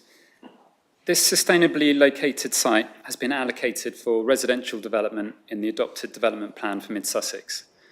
As such, the principle of development has been accepted and agreed by the Council. Policy SA13 of the Mid-Sussex Site Allocations DPD requires that any development of this site has to follow a landscape-led approach. This means that proposals must comply with Policy SA13 and be supported by an LVIA that takes into account the constraints and opportunities plan that we heard about earlier. This scheme meets these policy requirements and, as noted by your officers, follows a genuinely landscape-led approach. The Council's landscape consultee agrees that the site plays a very limited role in contributing to the setting of the national park, and also that the scheme has sought to avoid adverse impacts to setting. In delivering a truly landscape-led master plan, the amount of development on the site has been reduced from the allocated 300 dwellings to 260 dwellings, as set out in the application. Benefits of the scheme include the net zero carbon commitment, which surpasses planning policy requirements and has a material consideration of significant weight. The development will serve as a local sustainability exemplar and offer future occupants substantial energy cost savings through sustainable design. The proposal also exceeds local policy requirements by delivering over 10% biodiversity net gain through on- and off-site enhancements. The off-site proposals support a nationally recognised landscape-scale recovery project. This again is a material benefit of some significance. In recommending approval for the planning application, your officer has drawn together the comments received from statutory consultees, and I would like to take a moment to consider these responses. We are aware of residents' comments regarding ecology. However, the Council's ecology consultee has raised no objection and in fact recommends approval subject to conditions. The design review panel raises no objection following scrutiny at 2 panel meetings. The Council's design officer has also raised no objection. No objection has been received from the Affordable Housing Officer, the Landscape Consultee, the Highways Authority, the Lead Local Flood Authority, the Tree Officer, Flood and Drainage Officers, the Drainage Consultee and Environmental Health Officers. This application demonstrates an exemplar commitment to sustainability and receives the support of a wide range of stakeholders. We agree with officers that the scheme is entirely acceptable and aligned with the requirements of Policy SA13 of the Mid-Sussex Site Allocations DPD. I respectfully request, therefore, that the Planning Committee recognise the overwhelming merits of this application and grant planning permission. Thank you for your time. Thank you very much.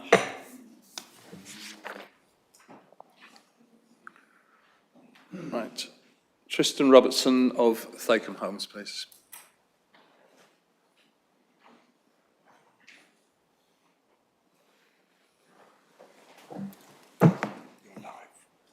Thank you. The site before you is allocated for the development of 300 homes in the Site Allocations DPD. The principle of development is accepted and agreed. To meet local need, Thacum have a cast iron commitment to always deliver policy-compliant affordable homes, delivered to exactly the same standard and high quality as private homes, creating a community where everyone can find a home. Through our landscape-led approach, and in responding to the landscape and ecology on site, we have reduced the number of dwellings from 300 in the allocation down to 260. And crucially, our scheme looks to deliver on the sustainability ambitions of the Council. This would be the first net zero carbon residential development at scale across mid-Sussex. Net zero carbon homes with solar panels, electric vehicle charging, air source heat pumps and cylinders, and wastewater heat recovery systems, well ahead of building regulations and development plan requirements, even further than the Future Homes Standard. Further, the scheme respects the natural habitats on site, and we will deliver over 10% biodiversity net gain, far exceeding the current policy requirement of no net loss of biodiversity, and in accordance with the forthcoming Environment Act, which mandates a 10% net gain, but from November of this year. This 10% net gain will be achieved by supporting a nationally recognised landscape recovery project. Off-site mitigation is accepted by Policy SA13, and this has been actively supported by the Council's ecologist. This approach supports nature recovery on a broader scale, and this is important because nature is more than just a metric. It's about natural ecosystems, supporting contiguous wildlife corridors so that species can thrive along an interconnected ribbon of quality natural habitats. We know this site is contentious, but the principle of development has been established. That much is accepted. So this isn't about if the site is developed, it's about how. Through working with officers, members and stakeholders and the public, we have brought forward a fully net zero scheme, well ahead of any national targets and exceeding all national and local targets on biodiversity net gain. This is an opportunity to raise the bar, to showcase what good looks like. The first net zero residential development at scale across mid-Sussex, delivering on the sustainability ambitions of the council while providing affordable homes for local people, setting the standard for the local plan. Thacum has strong roots in West Sussex, and we know you will keep us accountable. As we have done at Woodgate at Pease Pottage, we will deliver strong and prosperous communities, keeping our promises on affordable housing, biodiversity and the environment. We want to work with you to deliver something of which we can all be proud. Thank you. Thank you very much.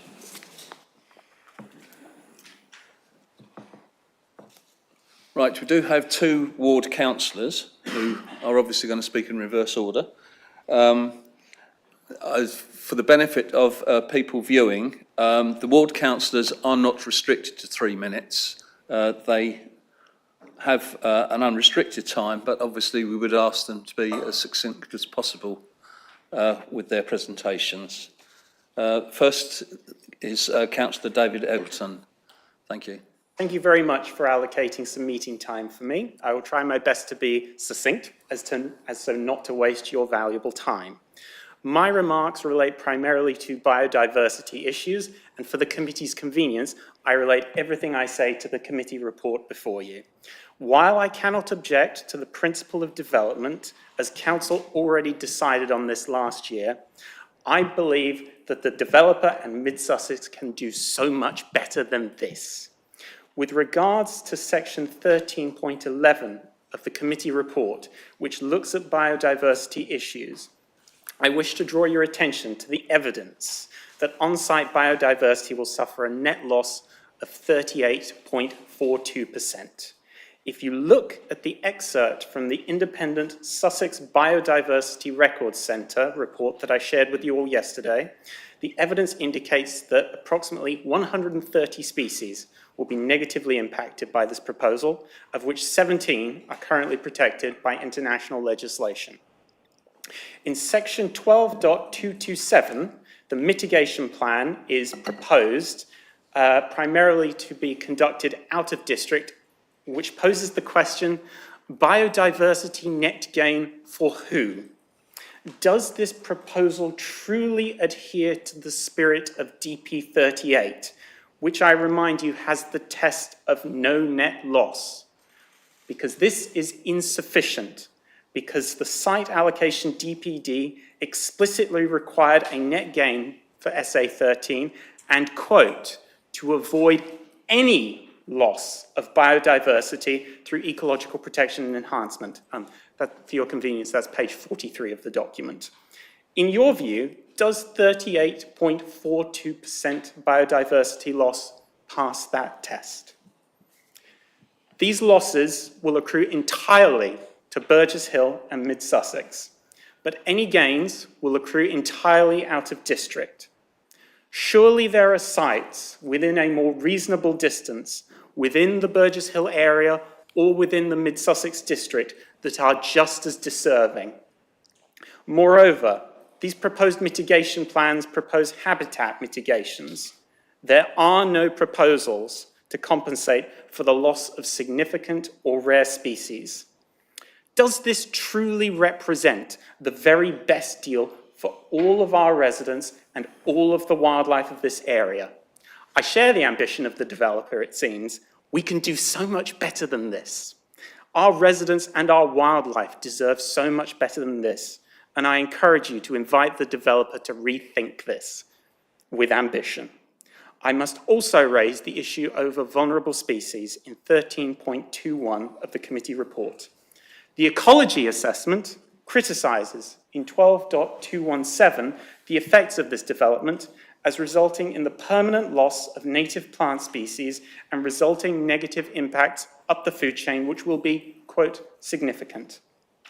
We have now confirmed that there are 5 nightingale territories on SA 13, and their presence is confirmed on site in section 12.209, which notes that this site is a probable possible breeding ground, with their population being of a county-level significance. The British Trust for Ornithology indicates that on this island, this bird's population has declined by 92% since 1970. I will repeat that, a 92% decline over the last 50 years, and it is a red list species, the highest level of concern. 13.21 notes that in spite of all proposed mitigations and compensations, there will be permanent losses of both protected bat and nightingale habitats on site that will be, and I quote, adverse and significant. And you, councillors, have been advised to give weight to these issues. This will have local and national implications on the nightingale population. It will have further impacts right across the ecosystem, up and down the food chain. It will create permanent barriers to wildlife corridors and so will generate a negative feedback loop and further negative impacts across the Burgess Hill and Sussex area that we cannot even begin to calculate. As my colleagues and I are discussing or about to discuss, the gains are relatively short-term, but distributed mostly to actors from outside this district.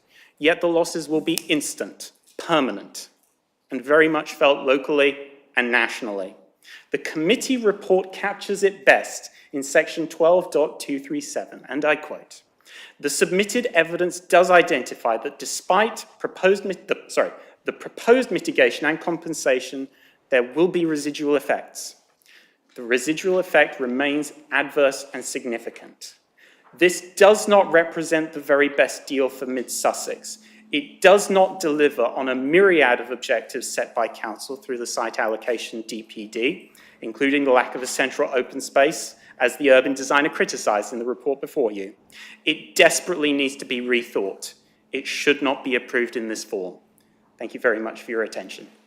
Thank you.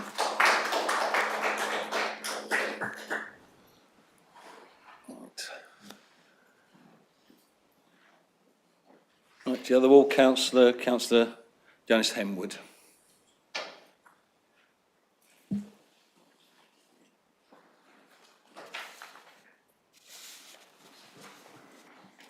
Okay. Thank you. Before I address my remarks, in particular reference to these very important documents, I would just like to have a little comment about what Mr. Walker said about net zero. Actually, one of the comments by the urban design panel was actually they had little faith that this would happen. And if you think about PV, photovoltaics, all depend upon the orientation of the houses. The use of air source heat pumps, I just went to see one today. One of them for one house is rather enormous, and we now know there are all kinds of difficulties with the noise produced by air source heat pump. It would be lovely to think we could have this zero carbon build. I would very much doubt it, and I would hope that it would not be actually considered today as the council move forward on this application, that because it says zero carbon, it will be zero carbon. Thank you very much for that. Now, I just wanted to address, looking at these particular documents, some other reasons. We've heard quite a bit about biodiversity problems. I would like to address some other aspects of this application.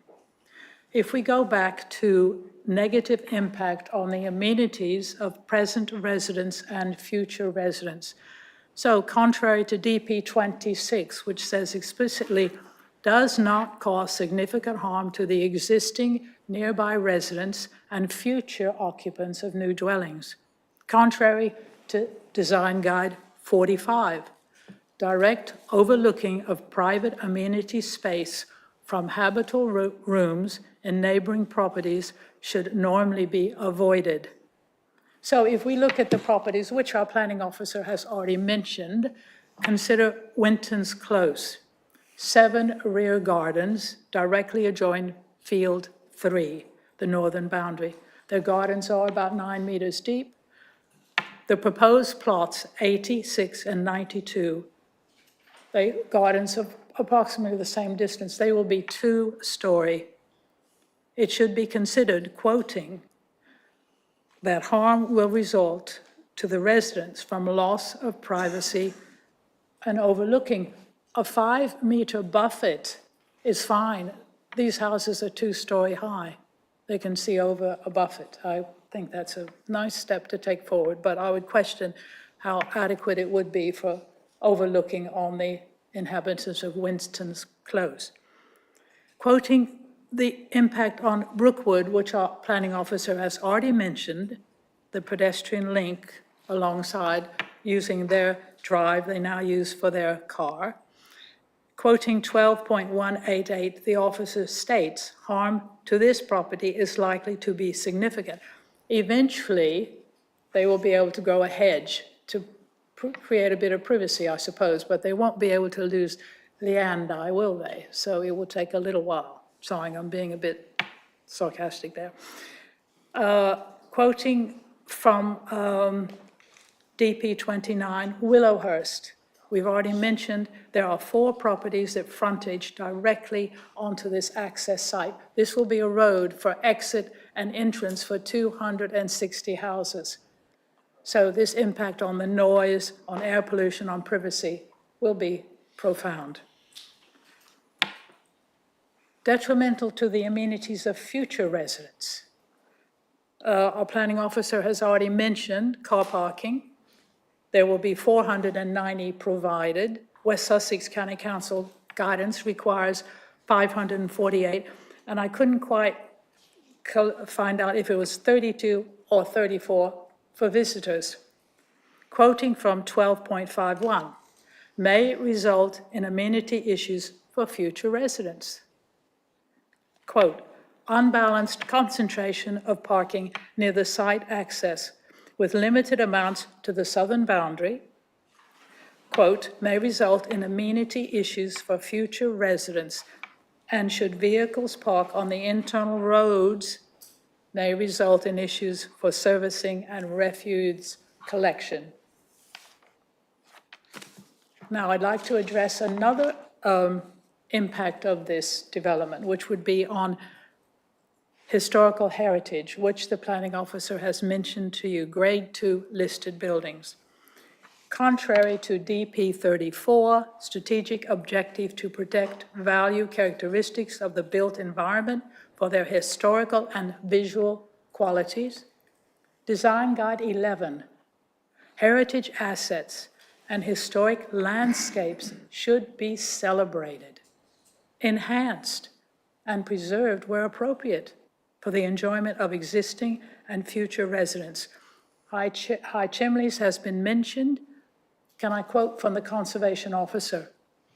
Consider that a development of this scale in this location is likely to cause harm to the setting of the asset, and any amount of mitigation is unlikely to entirely remove this negative impact. Well Cottage. timber framed former farmhouse dating from the 17th century or earlier. Quote from the conservation officer, fundamental impact on the character of the site, which will become suburbanized. Quote, also reverse the positive contribution which the site currently makes to the character of the approach to the farmstead along the adjacent public right-of-way. This is the heritage that we're talking about, these buildings. They're unique. Now, I'd like to move on to one more, Chairman, one more aspect of this application. We seem to be quite a bit of contradictions between landscape studies. We have the developer saying landscape, it was, you know, it goes with the landscape, it was approved. And then we have the comments from Southdown National Park that say, contradict entirely, that say there was no proper assessment on the landscape. If we look at Section 5, there was a 4-page report from the Southdowns National Park consultant, 4 pages, which has been reduced to 4 lines in your committee's report, 4 lines. If we remember, when the inspector adjudicated this site allocation 13, the inspector noted a sympathetic and well-integrated extension to Burgess Hill. Southdown National Park do not support the scheme. Noted on page 255, the following examples, all of which demonstrate the negative effects arising from design choices made, indicate how far off the scheme is in terms of being landscape-led. They mentioned some examples. They mentioned oversized roads, highway-dominated, use of suburban materials, repeating housing types, which we've mentioned already about integrity of the houses. Layouts fail to reflect a characteristic pattern of development, instead creating enclaves, estates, isolated from the rest of Burgess Hill, neither speaking to the town or the countryside. If I would like to almost finish a comment, quote, the application demonstrates that the site, with its many ecological and landscape sensitivities, does not have the capacity for this number of dwellings in the layout without causing unacceptable negative effects. For a smaller amount of development, it is possible to develop a rural, Weldon character where the roads, housing, spaces speak of and are appropriate to this landscape, unquote. It is not inevitable that site allocation 13 must be changed from a semi-rural environment to an urbanized estate. Last comments. We talk about planning gain. Do we get more out of this by building, or do we lose more? If we look at what has been suggested that you would gain from this by approving this, you would gain more houses, you would gain affordable houses, you would gain council revenue, you would get short-term constructive jobs. Now let's look at what you would lose. Loss of valuable, irreplaceable 150-year-old meadow site. Loss of habitats and endangered species, what you've heard quite a bit about already. Negative impact on grade 2 listed buildings. Negative impact on present residential amenities and future residential amenities. Negative impact on a semi-rural and landscape for it to become inevitably urbanized. Thank you, committee. Thank you.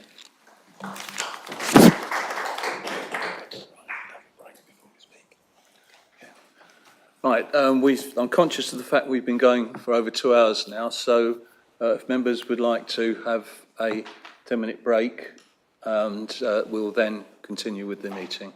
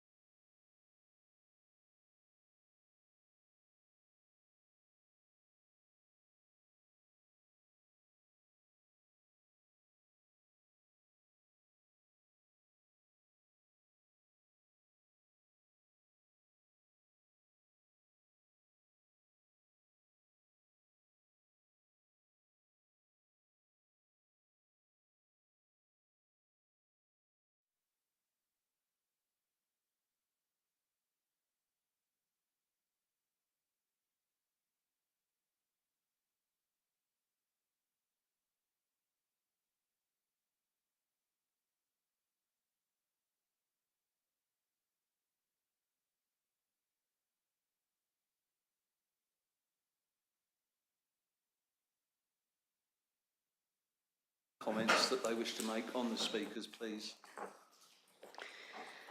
Thank you very much, Chair. Just a couple of points of clarification which we'd like to make before the debate opens. We've heard a statement that the inspector's recommendations are being ignored, and that's the inspector's recommendations into the site allocations DPD. I just want to make clear to members of this committee that that is not correct.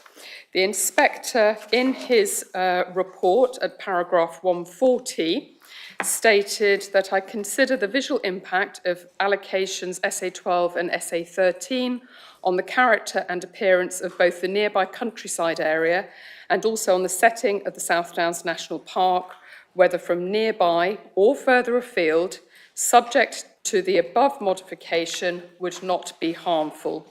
This amounts to further strong argument in support of their allocations within the plan, both in principle and in terms of their proposed quantum of development. And just to be clear, the modification that the inspector was referring to was a modification that would require a number of changes to the planning policy, including that a landscape visual impact assessment, or LVIA, incorporate the findings of an opportunities and constraints plan. Now, the policy, SA13, did exactly what the inspector requested. It incorporated that main modification.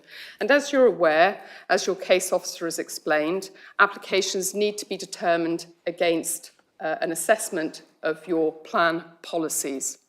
So the plan policy does incorporate the modification that the inspector required, and the assessment of the application has taken those considerations into account. And I think Mr. Ashdown made clear in his presentation how the landscape visual impact assessment actually took on board the constraints and opportunities plan. So that's the first point, but it's an important point. The second point that I wanted to pick up was that there was a reference to the fact that housing targets are no longer enforceable. And I think I just need to clarify for members that the site allocations document was prepared as a document in order to be able to deliver the housing requirements set out in the adopted district plan. Those housing targets were set in 2018 through that adoption process. There is nothing in the Levelling Up and Regeneration Bill, and I must stress it's still a bill, it's not yet been enacted, but nevertheless there is nothing in that that indicates past requirements will be reviewed or revisited. So this allocation is a requirement to deliver your 2018 housing requirements. It's got nothing to do with any future requirements. So you must bear that in mind. I think Steve, Chair, might have a few comments as well. Yeah. Thank you, Chair. Just a couple of points. Just in terms of BNG, and obviously I've made clear that it only becomes mandatory in November of this year. But in terms of the Environment Act 2021, it clearly sets out how BNG can be delivered. That can be on-site, it can be off-site, and it can be through government credits, or a combination of all three. So in terms of, in this particular instance, the applicant is providing 10% BNG, and that is a combination of both on-site and off-site provision. So that is totally in accordance with the mandatory requirement that will come in November of this year. And I think it's just again in terms of BNG, BNG covers habitats. It doesn't cover protected species. So it's important to realise BNG covers habitats, protected species are covered by other legislation and not part of BNG. And the other point, Chairman, I just wanted to make was in terms of infrastructure. And members will be aware that developers are not required to address existing deficiencies in infrastructure. And it's only the only lawful contributions that we can accept are to mitigate mitigate the additional impact of that particular development. And and it's lawful to take financial contributions in order to address the future impact that will result from that development. And those details are set out in your report that deals with infrastructure on paragraphs 12.359. So appreciate there might be existing deficiencies in infrastructure, but all the developer is required to do is to address the additional demand as a result of his development. I think it's just important just to clarify that point, Chair. Right, before I open the floor for members, I'd just like to make 1 or 2 points. The starting point for our discussions this evening should be that refer to 11.1. Planning legislation holds that the determination of a planning application shall be made in accordance with the development plan unless material, and I stress material considerations, indicate otherwise. And my reason for stressing that is there has been an appeal notice this week in which a city council had to pay very substantial damages, and the reasons for that were the council used vague, generalised or inaccurate assertions about the proposal's impact and failed to produce evidence to substantiate each reason for refusal on appeal. So I would emphasise to members that any consideration for rejection of this site, we must come up with some very material considerations which officers could defend at any appeal. Right, I now open the floor to members.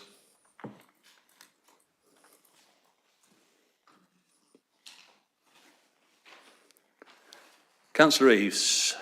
Thank you, Chair. Could I just start with 3 questions to the officers? Why are none of the roads going to be adopted? How does that help the first-time buyer? Secondly, who will be maintaining the 3 cycle paths? And thirdly, how will access be restricted to the central area around the stream? I mean, are we talking barbed wire? Are we talking close-boarded fencing? What's it going to look like? Thank you.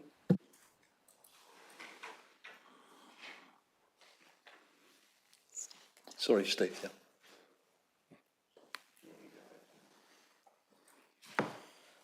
As we have the highway officer, I'll leave the first 2 points to the highway officer. But in terms of the restriction of access to Field 4, then that will be through fencing.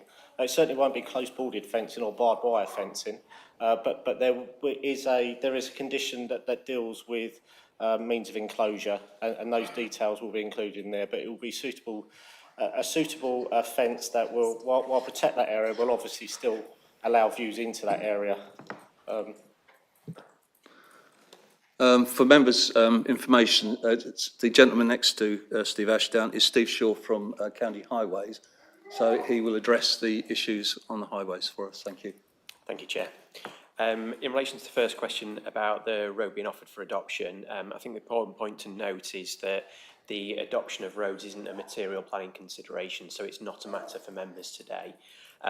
That's a decision that's taken by the applicant for a variety of reasons as to whether they want to offer the roads for adoption or not. In this instance, they've just decided that they will remain private. In terms of the maintenance of the cycle paths, I assume you meant internal to the development. So the cycle paths internal to the development, they would be maintained under generally through a management company, as per the majority of private roads in new residential developments. So it will be that the developer sets up the management company and the residents effectively contribute towards that for the ongoing maintenance and upkeep of the roads and the cycle paths internal to the site. Thank you, Steve. Does that answer? I actually meant that the 3 cycle paths, one going up to Folders Lane and the other 2 going to Kima Road. The same applies, does it? Yes, they were. Sorry. Yes, they were. That's what I meant by internal to the site. So they're all within the site, all to remain private. They're not going to be adopted by West Sussex as Highway Authority. Yeah. Thank you. Councillor Berggreen. Thank you. My main concerns, apart from the serious environmental impact we already heard a lot about, are the increased traffic on a narrow country lane through central Burgess Hill and Kima Village. These fields are part of the last remaining open space between the two settlements. Until the last few years, the gap was approximately 1.5 kilometers from Greenland's Drive to Mackie Avenue. With the extension of the Burgess Hill boundary south to Wellhouse Lane by this development, and on top of the extension north from Mackie Avenue with the strategic site of Ockley Lane, the gap will have more than halved in just a few years. Policy DP 13 states that it is important that their separate identities maintained. When travelling between settlements, people should have a sense that they have left one before arriving at the next. Approving this site will see the gap halved and the increasing urbanisation of the road with traffic from 760 homes means this sense of separation is at risk. The construction management plan provides for access and egress primarily via Ockley Lane, Kima Road and Ditchling Village Centre. The residents of Ockley Lane have been living with noise, vibrations and disruption of daily heavy construction traffic for some time during the construction of the 500 homes currently being built on Ockley Lane. And this proposal will extend this disruption they have had on what was acquired Country Lane. The road conditions have deteriorated substantially, several points, and the banking have been worn away by heavy traffic, building traffic. In Kima Village, the S-bend between Ockley Lane and Loss Lane is not suitable for heavy traffic, nor is the narrow road through Kima. Hundreds of children travel on foot or by bike between Sussex and Ditchling each day to attend the St. Margaret's in Ditchling and Downlands in Sussex. The centre of Ditchling is simply not suitable for HTVs to travel through. Hard right turns and a narrow route past the church with the parked cars. It is not clear why this route is considered more preferable than the centre of Burgess Hill with lower speed and access to the A273 and the A2300. Thank you. Thank you, Councillor. Do you wish to make any comments at all? We do. Yes. Can we take them in order, Chair? Yeah. So could I ask Mr Shaw to deal with the traffic? I'll deal with the gap, and Mr Ashdown will deal with the construction management plan. Right, fine. So firstly, in relation to the comment about traffic and increased traffic on rural roads, country lanes around the site, I think the key thing to note is that as part of the work before the site was allocated, there was strategic transport modelling done of the site and other sites that were to be allocated within the site allocations DPD document. And the inspector found no severe impact from this development and the cumulative impact of the development on the network, and that's summarised in paragraph 8.9 on page 102 of the committee report. Subsequently, the applicant's done further modelling work, and the summary of that is that the majority of junctions that have been studied operate within capacity. There are certain junctions that are forecast to be slightly over capacity. However, what we're looking at is the impact of the development per se, and the development traffic is very minimal increase in terms of impact on the road network compared to what would happen anyway without the development, just the normal traffic that's taking place. So our conclusion as Highway Authority is that the impact forecast from the development is not going to be a severe impact. as per the threshold set in the MPPF as to when there would be a need to refuse a planning application. So that's our recommendation to the councillors today. Thank you. Yeah, so in terms of the construction management plan, construction traffic management plan that was submitted with the application, I need to make it clear that's not a document that we are approving today, and the concerns about routing construction traffic to the south of the site have been raised by the local highway authority. So again, it's not something that we are considering today. There's a condition that will require a construction management plan. We set out in the report, we expect the applicants to take on board the comments that have been made by the local highway authority and residents in terms of traffic routing, and that will be considered as part of the condition discharge process at a later date. Chairman. Thank you. Sally. Thank you, Chair. Just dealing with the issue of gaps, it was an issue that was considered by the inspector as part of the examination into SA 13, and he clearly opined on this in his report. He noted that the length of gaps between Burgess Hill and Kima and Ditchling will be reduced by the implementation of the policies, but a pronounced gap still remains, and there is no merging of settlements. Very clear statement in the inspector's report. Thank you. Thank you. Councillor Jackson. Thank you, Chairman.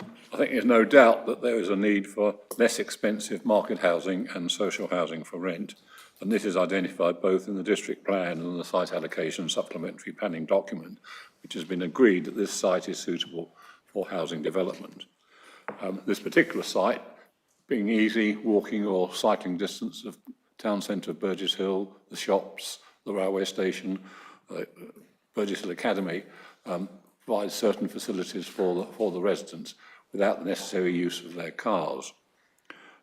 Obviously, if you're going to build on a greenfield site, there's going to be effect on the biodiversity.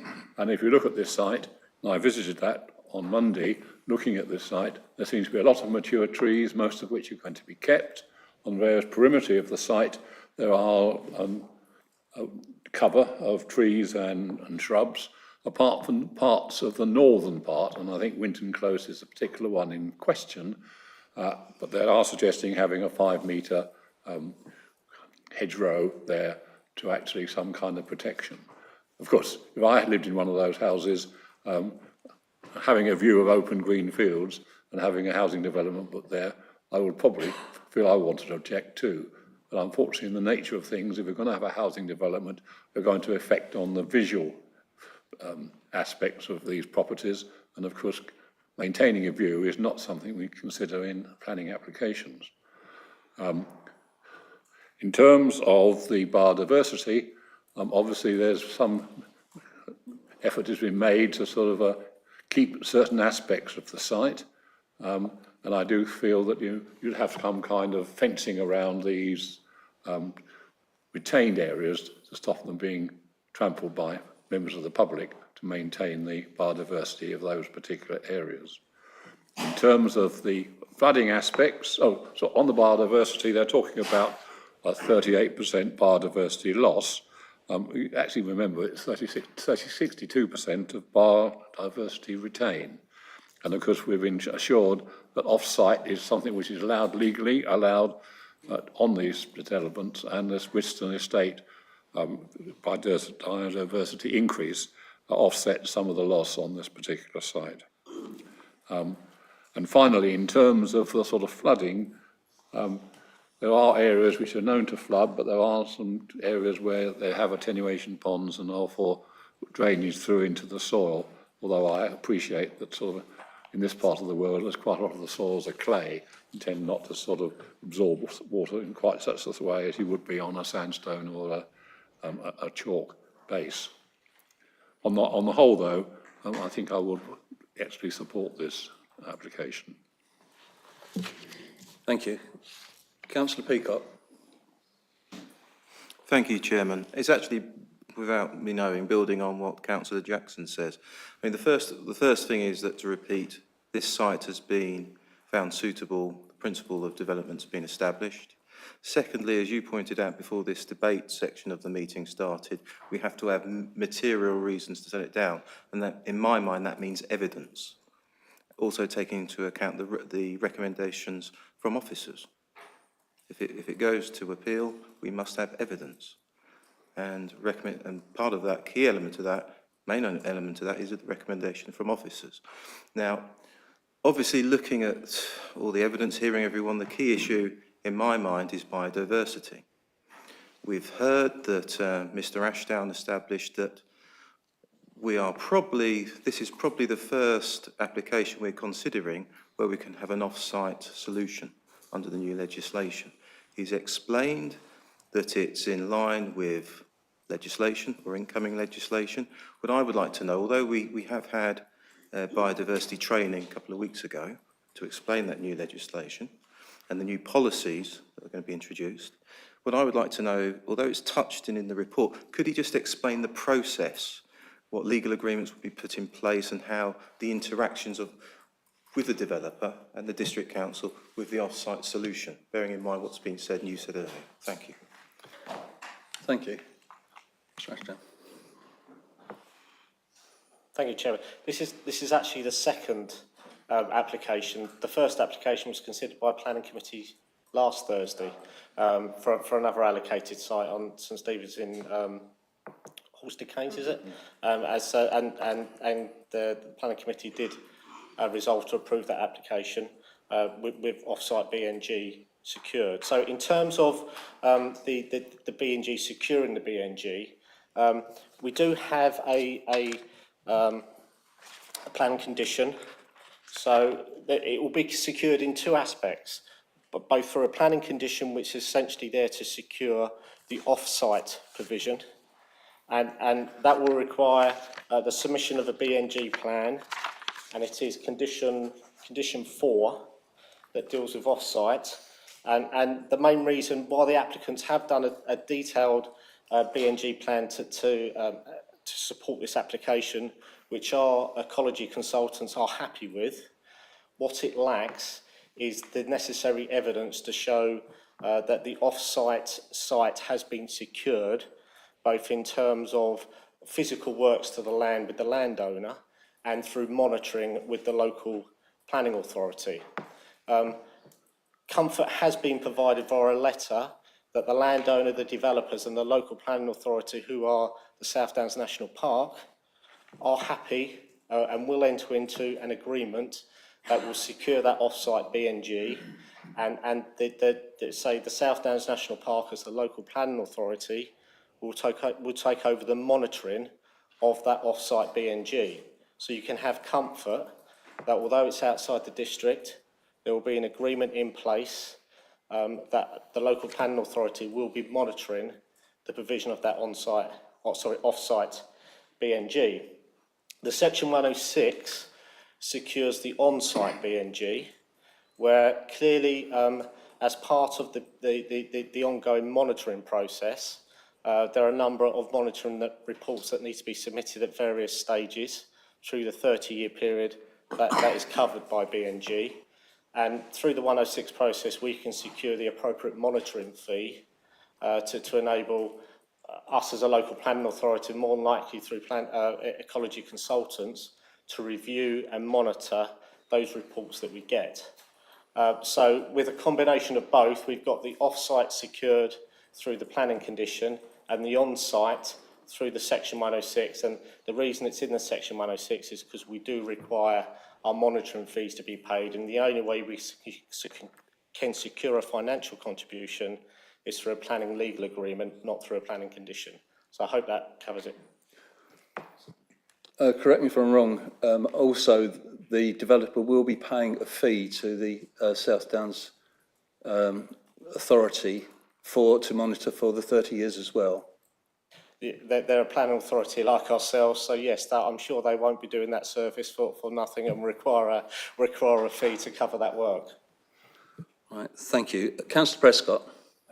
I'm concerned with the visual impact of the PV panels, particularly from the south, although I recognise that's probably an aesthetic imbalance we have to put up with to get 260 net zero homes, which I actually think is very commendable.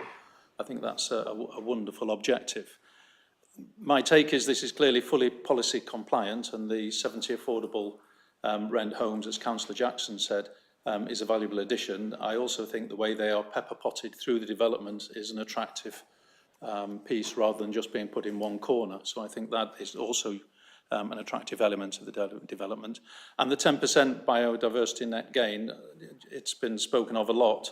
The fact it's off-site is unfortunate, or the balance of it is off-site and unfortunate, but it is nevertheless a 10% biodiversity net gain, and that has to be seen in a positive light.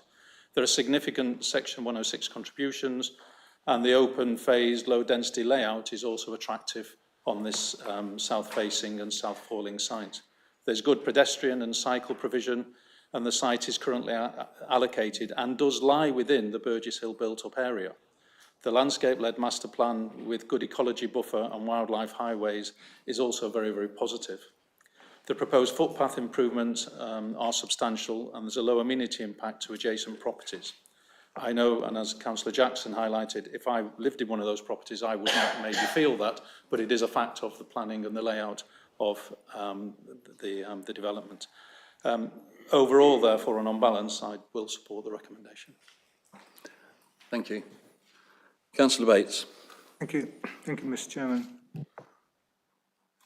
I just wanted to go through a few of the points that Steve Ashdown, in his summary, I think is quite good, on the development plan. And just before that, I've come to call this now part of the Southern Arc without the infrastructure. And I just picked up on a little note I've just read about it being 12 minutes to the A23. But overall, it'd be interesting, one comment I've read, and it's now getting very fashionable, to have the 15-minute neighbourhood. And if you apply it to this site, how many people are going to get to Burgess Hill Station in 15 minutes on this particular development? Very few indeed.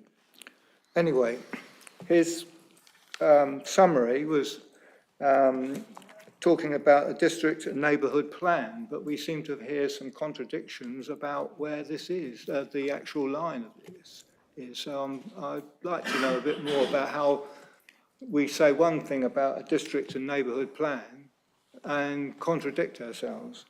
So, I'd like to know more about that. The road layout is not acceptable, in particular Willowhurst, the access that we visited the other day. There seems to be space there to move that road further away from the existing houses. So that, I think, needs to be looked at. The parking is not acceptable, considering if you go around all these estates that we develop, there's always a problem with parking. So the fact that we are coming in less than what is recommended is not good news. Architecture, design, this little thing of mine really, I suppose, is I like to see a lot more of these Sussex hip and style development. It does tone down the roof structure, and there's only one or two I saw on that proposal's presentation. So I'm surprised that the design panel hadn't picked that up or commented on that. But, you know, you kept looking at pictures on pictures of houses, and they really do stand out. If you soften them up with those hip M's, it's a lot better. Biodiversity. Yes, well, this has been a major discussion point of this application today and all the speakers we've had. And all I can say is in my patch, we had a situation where there was an extensive campaign. It cost a lot of time and money to stop part of the development of Bolnell Village going ahead by saving some of the land. And that's biodiversity, and it's got a friends group there and it works there. And I can't really see that there's enough area on this development that conforms to that sort of nature. So I think the comments made about it being a smaller development, giving more over to biodiversity, is a reasonable request of the developer. That's basically it. I would conclude on that, only to say that maybe we should defer this and try to get a few more of the issues sorted out. Okay, thank you. Do you want to talk about the neighbourhood plans and the neighbourhood plan areas? Sorry. Yeah, if I just go back to the slide I showed earlier. So the neighbourhood plan boundary for Burgess Hill is here. So in terms of the area of the site that is included within the neighbourhood plan area, is essentially this, this pedestrian cycle access here, this small bit of land here, and this pedestrian cycle access here. So that's why we refer to the Burgess Hill neighbourhood plan, because technically, although it's a very, very small part of the site is still within that neighbourhood plan area. And in terms of the relevant policy that's set out on 11.14, where policy G6, which relates of the neighbourhood plan, relates to footpath, rights of way and cycle links, which is quite apt given the two areas that are actually covered by the neighbourhood plan actually relate to footpath and cycle links, hence why your officers consider that it does actually comply with the neighbourhood plan policy, because it actually relates to what that policy covers. Just in terms of obviously some of the other matters in terms of the road layout in Willowhurst, well, you have a scheme in front of you. You need to determine what is in front of you. That's what the applicant has proposed, so that's what you need to consider.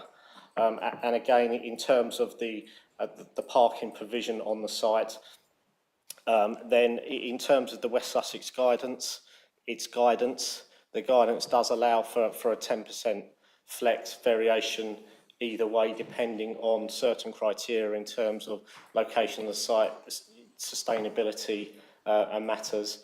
And the local highway authority, who are obviously sitting next to me, have not raised an objection in terms of the level of parking that is proposed, so that they are happy with that. And the only final point that I would make, just in terms of the matter that the Councillor Bates raised in terms of the proposal in Ashingland and Bolnor Village some time ago, but the main issue there was ancient woodland. And clearly we do not have any ancient woodland on this site. I appreciate it's that there are sensitivities from a biodiversity point of view, but there is no ancient woodland on this site. So in terms of what's happened previously, in terms of Bolnor Village, then that's not directly comparable to what you have in front of you today. Thank you, Chairman. Thank you. Sorry, did you wish to come? I'm saying that's not exactly correct, but I won't come back on it. Right. Councillor Eaves. Thank you, Chair. Yes, there are, of course, a couple of veteran trees on this site. In terms of heritage, I think we need to be very aware of the effect on the setting of High Chimneys and Well Cottage.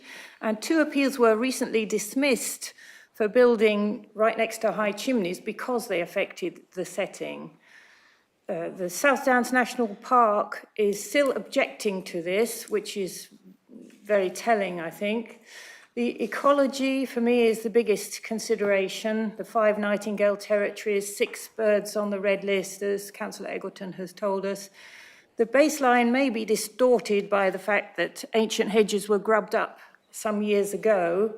I don't really understand the figures. The BNG loss of 38%, then the gain of 20, does that mean we're looking at a 28% loss? I don't understand that really. I don't think the Nightingales would understand it either. A fence is no protection against the domestic cat. The encroachment of a suburban estate means there will be cats so that will cause all sorts of problems to wildlife. Off-site provision in Wiston Estate, Surrey, how is that in any way a solution or a comfort to the people or the wildlife of Burgess Hill? Not at all. Zero carbon operation, very commendable if it can be monitored, but I do believe the photovoltaics were tacked on afterwards and the air source heat pumps are not on the plan, as Councillor Henwood was saying. Cycling, if you turn right from Folders Lane into this estate, or if you turn left out of the estate along Brookwoods Lane, it's right next to a bend. It's very dangerous, so I'm worried about traffic safety there. Inadequate parking provision, 50 spaces short apparently. Flooding, culverts are planned, but they are very bad for wildlife. Sustainability, in planning parlance, this means being on a bus route, and we're told there are 5 buses. In fact, the 167 passes 5 times a week. The 168, similar, only Tuesdays and Fridays. The 523 is a school bus twice a day in term time. So there are, in fact, only 2 buses that pass by hourly and not on a Sunday. So I don't think it is a very sustainable development. The traffic modelling, as I understand it, was done before the Western Gateway so-called improvements. Is that true? And if it is true, should we not go for deferral, as Councillor Bates has asked, and get some modelling since the demise of the roundabout? And can we have a condition, please? No clearance between March and July, as requested by the Sussex Ornithological Society. Thank you, Chairman. Thank you. Shall I start? Please do. Thank you very much. I'll start with the biodiversity net gain issues and then let my colleagues deal with some of the others that you've raised. In terms of biodiversity net gain, I think it's really important to start from the development plan. So the development plan, adopted development plan, talks about no net loss. SA Gen, which is the policy that supports the allocations, talks about a net gain, but it doesn't set a figure. So it isn't prescriptive in terms of 10% net gain, as the position will be in November when that change is implemented. So at this particular point in time, we're talking about any net gain, be that 0.01%, or 10% actually being in accordance with our development plan policies. So members need to remember that we're testing this against our development plan. And your point about the difference in figures, I think the important word there is net gain, biodiversity net gain. So it's a net gain overall. So I think I'll hand over to my colleagues for some of the other points. So I'll pick some of the traffic and transport points. Firstly, in terms of the Western Gateway, the applicant has modelled the junction of Mill Road, Station Road, Church Road in 2 different scenarios effectively. So they've modelled a mini roundabout, which was there previously, and the new signalised junction that was delivered as part of the place and connectivity scheme. So it's assessed both scenarios, and the results are presented of both potential arrangements, because there wasn't certainty at the time they were doing the work which one would be delivered at a certain time. In terms of the sustainable location, I know what you're saying in terms of buses and frequency of bus services. I think, as we discussed previously, the principle of the development in this location has to some extent already been considered by the inspector's allocation of the site. And in terms of sustainability, that will have been considered as to the principle of a development in this location from the sustainability perspective.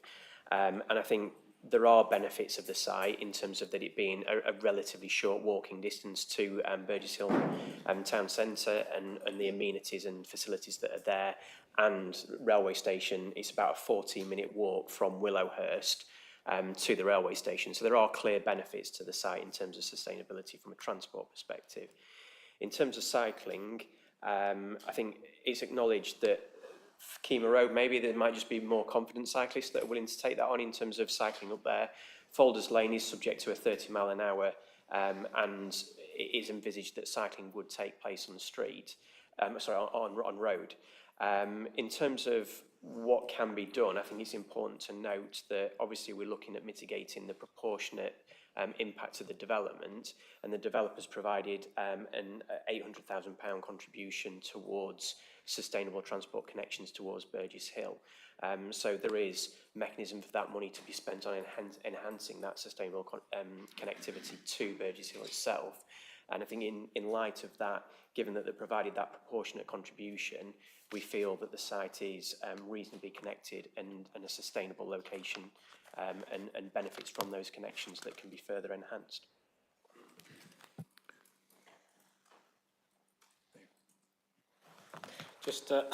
I'll just pick up a couple of points, just in terms of the impact on heritage assets. So clearly, we've set out in the report in terms of high chimneys that our conservation officer has highlighted a less than substantial impact in terms of the setting of that listed building.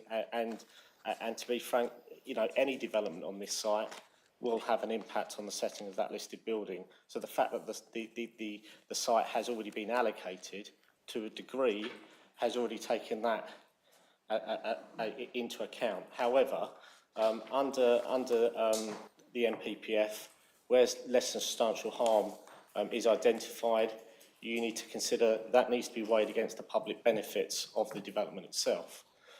So again, we set that out earlier. It's certainly officers' view that the less than substantial harm is outweighed by the public benefit, in this case, in terms of the impact on the high chimneys. And again, if you refer to those photos I showed earlier, in terms of current visibility, particularly in summer months, then there's hardly any intervisibility between high chimneys and the development site. And obviously that will be enhanced by the vegetation that's due to be planted in that particular area. In terms of Well Cottage, again, as we've set out in the report, it's certainly in terms of the officer's view, so that's my view, in terms of that does differ to your conservation officer's view. So the conservation officer has identified a less than substantial impact on the setting of that listed building. I'm of the view, and the view that's put forward in your report, that given the distance, given the intervening buildings between Well Cottage and the application site, I believe the setting would not be affected. So in that sense, as set out in the report, in terms of Well Cottage, the view is that in terms of the setting would not be impacted, and that complies with policy DP 34 of the district plan.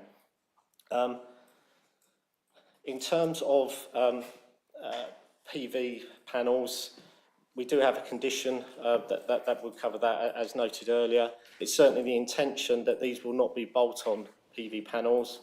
We are requiring a full specification. We're also requesting there be a cross-section will actually show, and it has been related to the applicant as what we're expecting is an inline system, so it will fit neatly as part of an integral design to the building. And in terms of the net zero commitment, then condition 32 does require them to actually comply with their energy statement, which sets out that net zero commitment. So, we are holding them as much as we can do in terms of a planning condition requiring compliance with that commitment that they have quite clearly made, both in the application and to members today. Thank you, Chairman. Thank you. Councillor Whitaker. Thank you, Chairman. I'd just like to, summing up really, I'd just like to thank everybody for the contribution, all the speakers, thank people in the gallery. Obviously, it's a very large application. I think it's been a very good debate this afternoon, and I thank officers for clarifications all the way through. So overall, I am supportive. However, the planning conditions, there's a lot of technical work to be resolved and properly, as we've seen. Not least, I'm disappointed with the non-road adoption, because that I know on other developments, I'm not the only councillor to come across that. but new developments now, if they're private roads, private sewers, private pumping stations, are issues if the management companies are set up correctly and handed over correctly and explained correctly, which in my area they aren't. So I'm hoping that that you are different to that. But we've got a 6-inch foul sewer pipe, obviously going to be pumped. So there's network upgrade required there. So serious technical issues there. Water main ditto. Storm sewers, we know it's solid clay, that's been clarified earlier, so there's serious design work to do, so I'm really hoping that the District Council officers in their normal work will look at that properly, in addition to all of the other PV issues. Low-level lighting, again, that's been mentioned in the report, that's caused issues on a couple of other sites in the East Grinstead area, again with customer perception and just dark areas. So. And I think a main issue, I'm very pleased with all the Section 106 contributions, 4.25 million, which is very good. But the one thing that flags out is we've got so many members of the public here, and it's a wider issue that I'd like to raise, is infrastructure delivery. It's one thing getting Section 106 contributions in. I know it was touched on earlier by the National Health comments. The current estate in Burgess Hill is at capacity, and it is in other areas of the district, not least Haywards Heath and indeed East Grinstead. So can the council please be mindful upon when allocating sites, because there are other allocated sites coming through the planning system, and it's the point I'd like to make more generally. We do need to be mindful of people's feelings and perception on the delivery of infrastructure, whether it's traffic, usually, not. So I appreciate the highways officer here today. Strangely, we haven't discussed traffic because obviously the examiner essentially has signed it off. But in future schemes coming through, it's quite an issue. So I just want to make the wider point. But overall, thank you for the debate, and I am supportive of the application. Thank you. If no other councillors wish to speak, oh, sorry. Councillor Kennedy. Thank you very much, Chair. This has been a very interesting debate, my first debate really on a large planning application like this.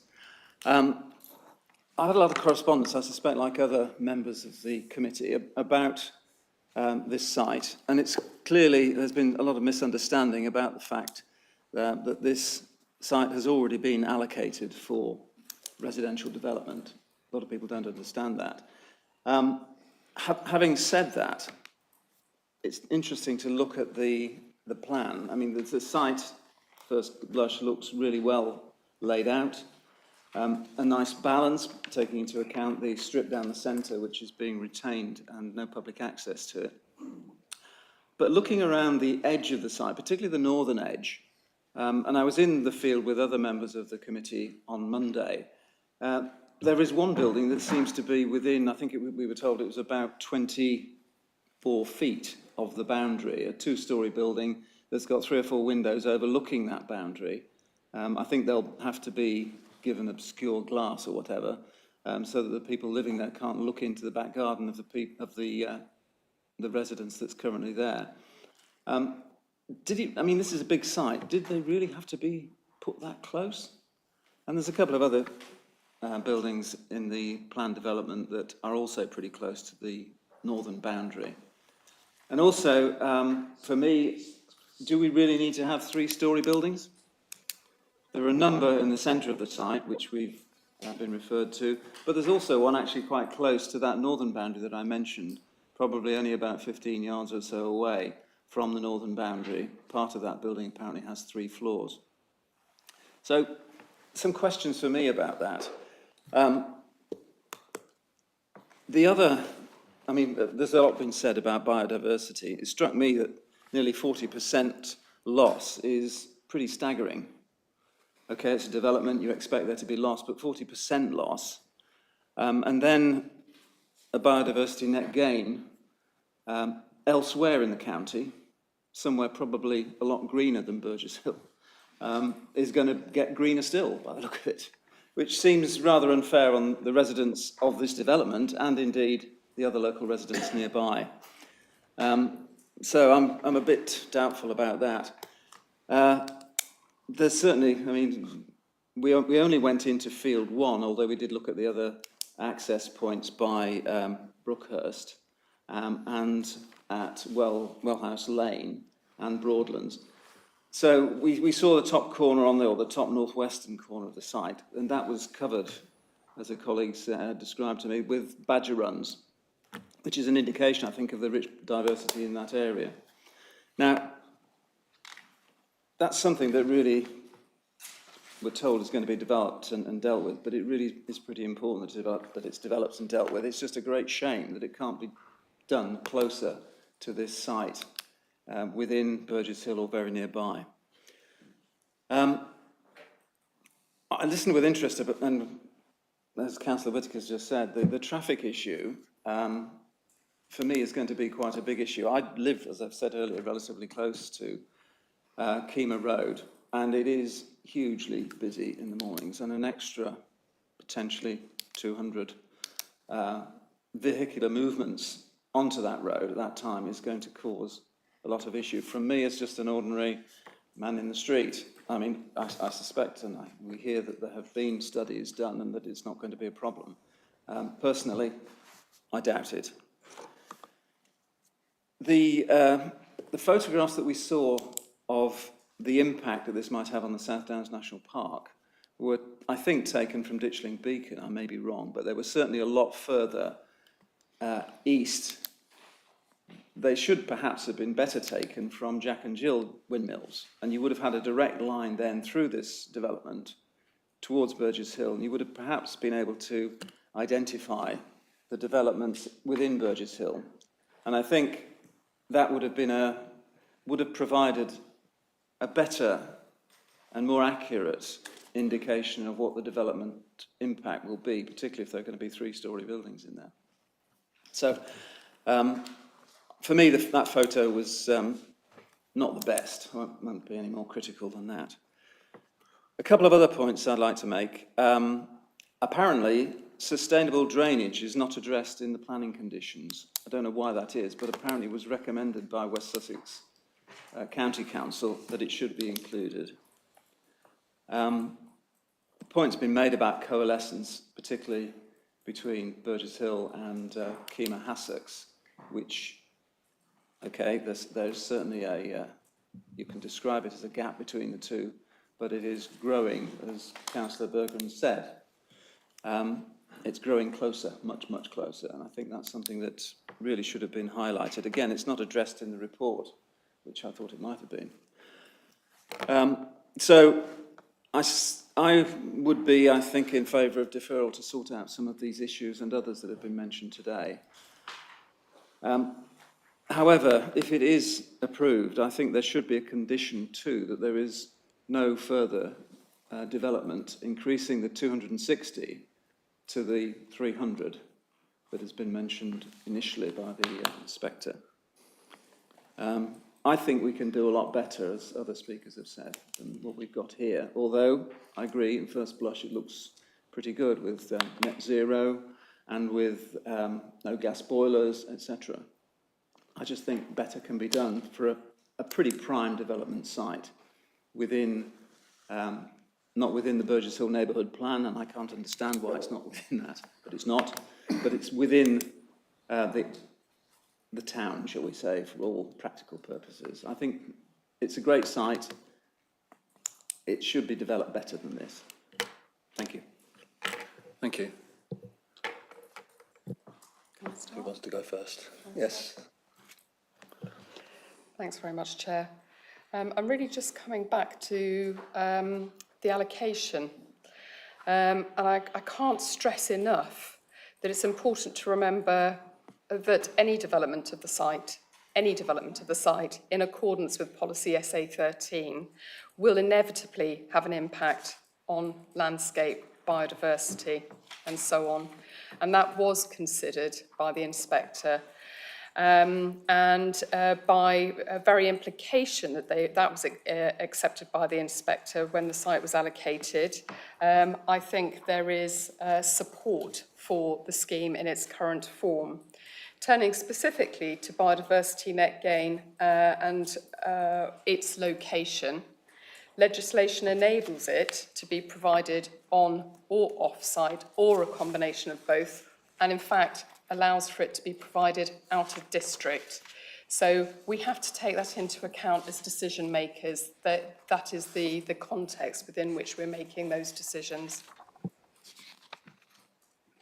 I'm a lawyer, and the law is often an ass. However, it is the law.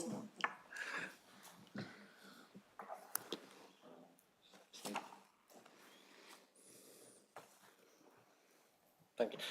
Yeah, just a couple. I note your comments about the picture.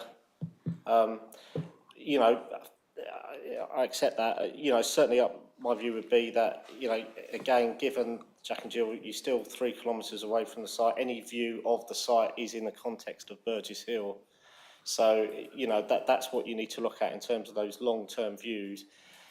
If you see the site, you're seeing that in the context of Burgess Hill, which is the backdrop. In terms of the drainage conditions, as set out in the report, they're a combination of our drainage officers' conditions and those by West Sussex. You know, clearly, when we go to discharge those conditions, in terms of SUDS principles, you know, that's what our drainage officers will be looking at. And so, you know, it doesn't need to be explicitly worded because those are the principles that the drainage officers will follow in terms of looking at those details. In terms of your suggestion, in terms of an additional condition to restrict further development, then that would need to be subject to a new planning application. So if they wanted to increase the number of development, it's a whole new planning application, and, you know, that scheme will be before you with all the relevant surveys and statements and a full report. So it doesn't need a condition because it would require a new planning permission. Thank you. Right, if there are no more members, I'd just like to make a few comments from the chair. I've listened to all the comments that people have made about the perceived problems with the site, but they were all considered by the inspector when the site was approved.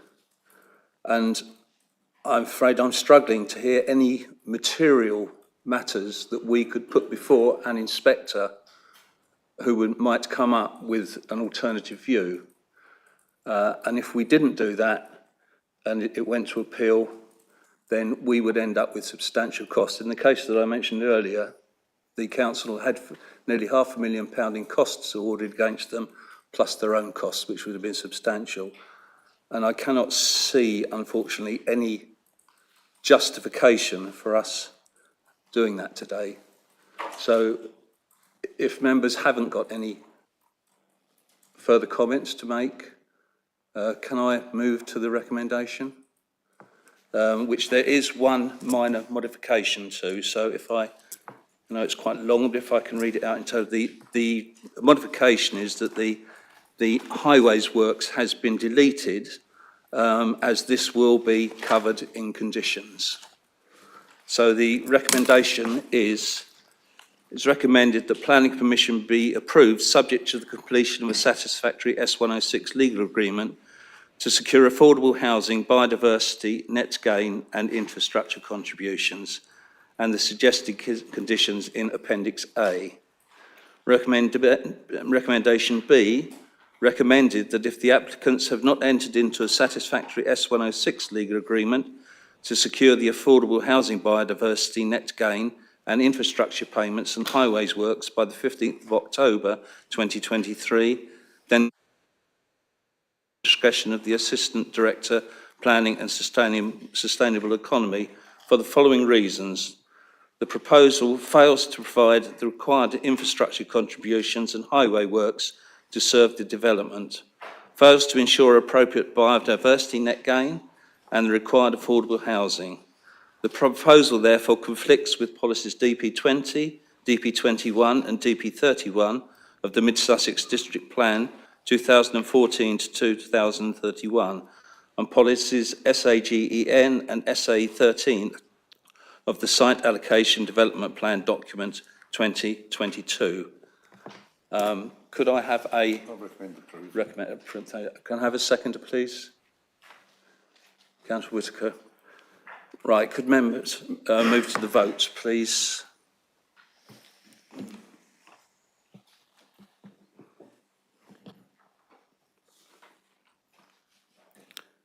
There are 2 members yet to vote.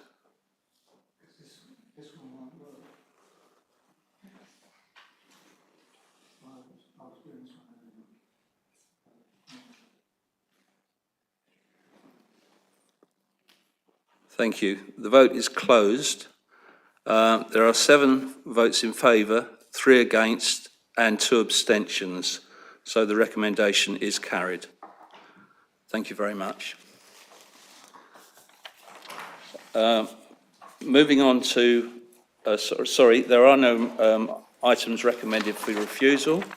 So if I can move on to item 7, questions pursuant of Council Procedure Rule 10.2, due notice of which has been given. I have none. Before I close the meeting, I would like to thank everybody for their attendance today, thank the members for the amount of thought and consideration that's gone into this. It's been a difficult afternoon, I know, and I thank the people that have stayed and watched the proceedings, both up in the balcony and in the room at the back. So thanks everybody. So members would stay seated, please. Sorry, the meeting closed at 17 minutes past 5. Members would remaining seated until the live stream has been turned off. Thank you.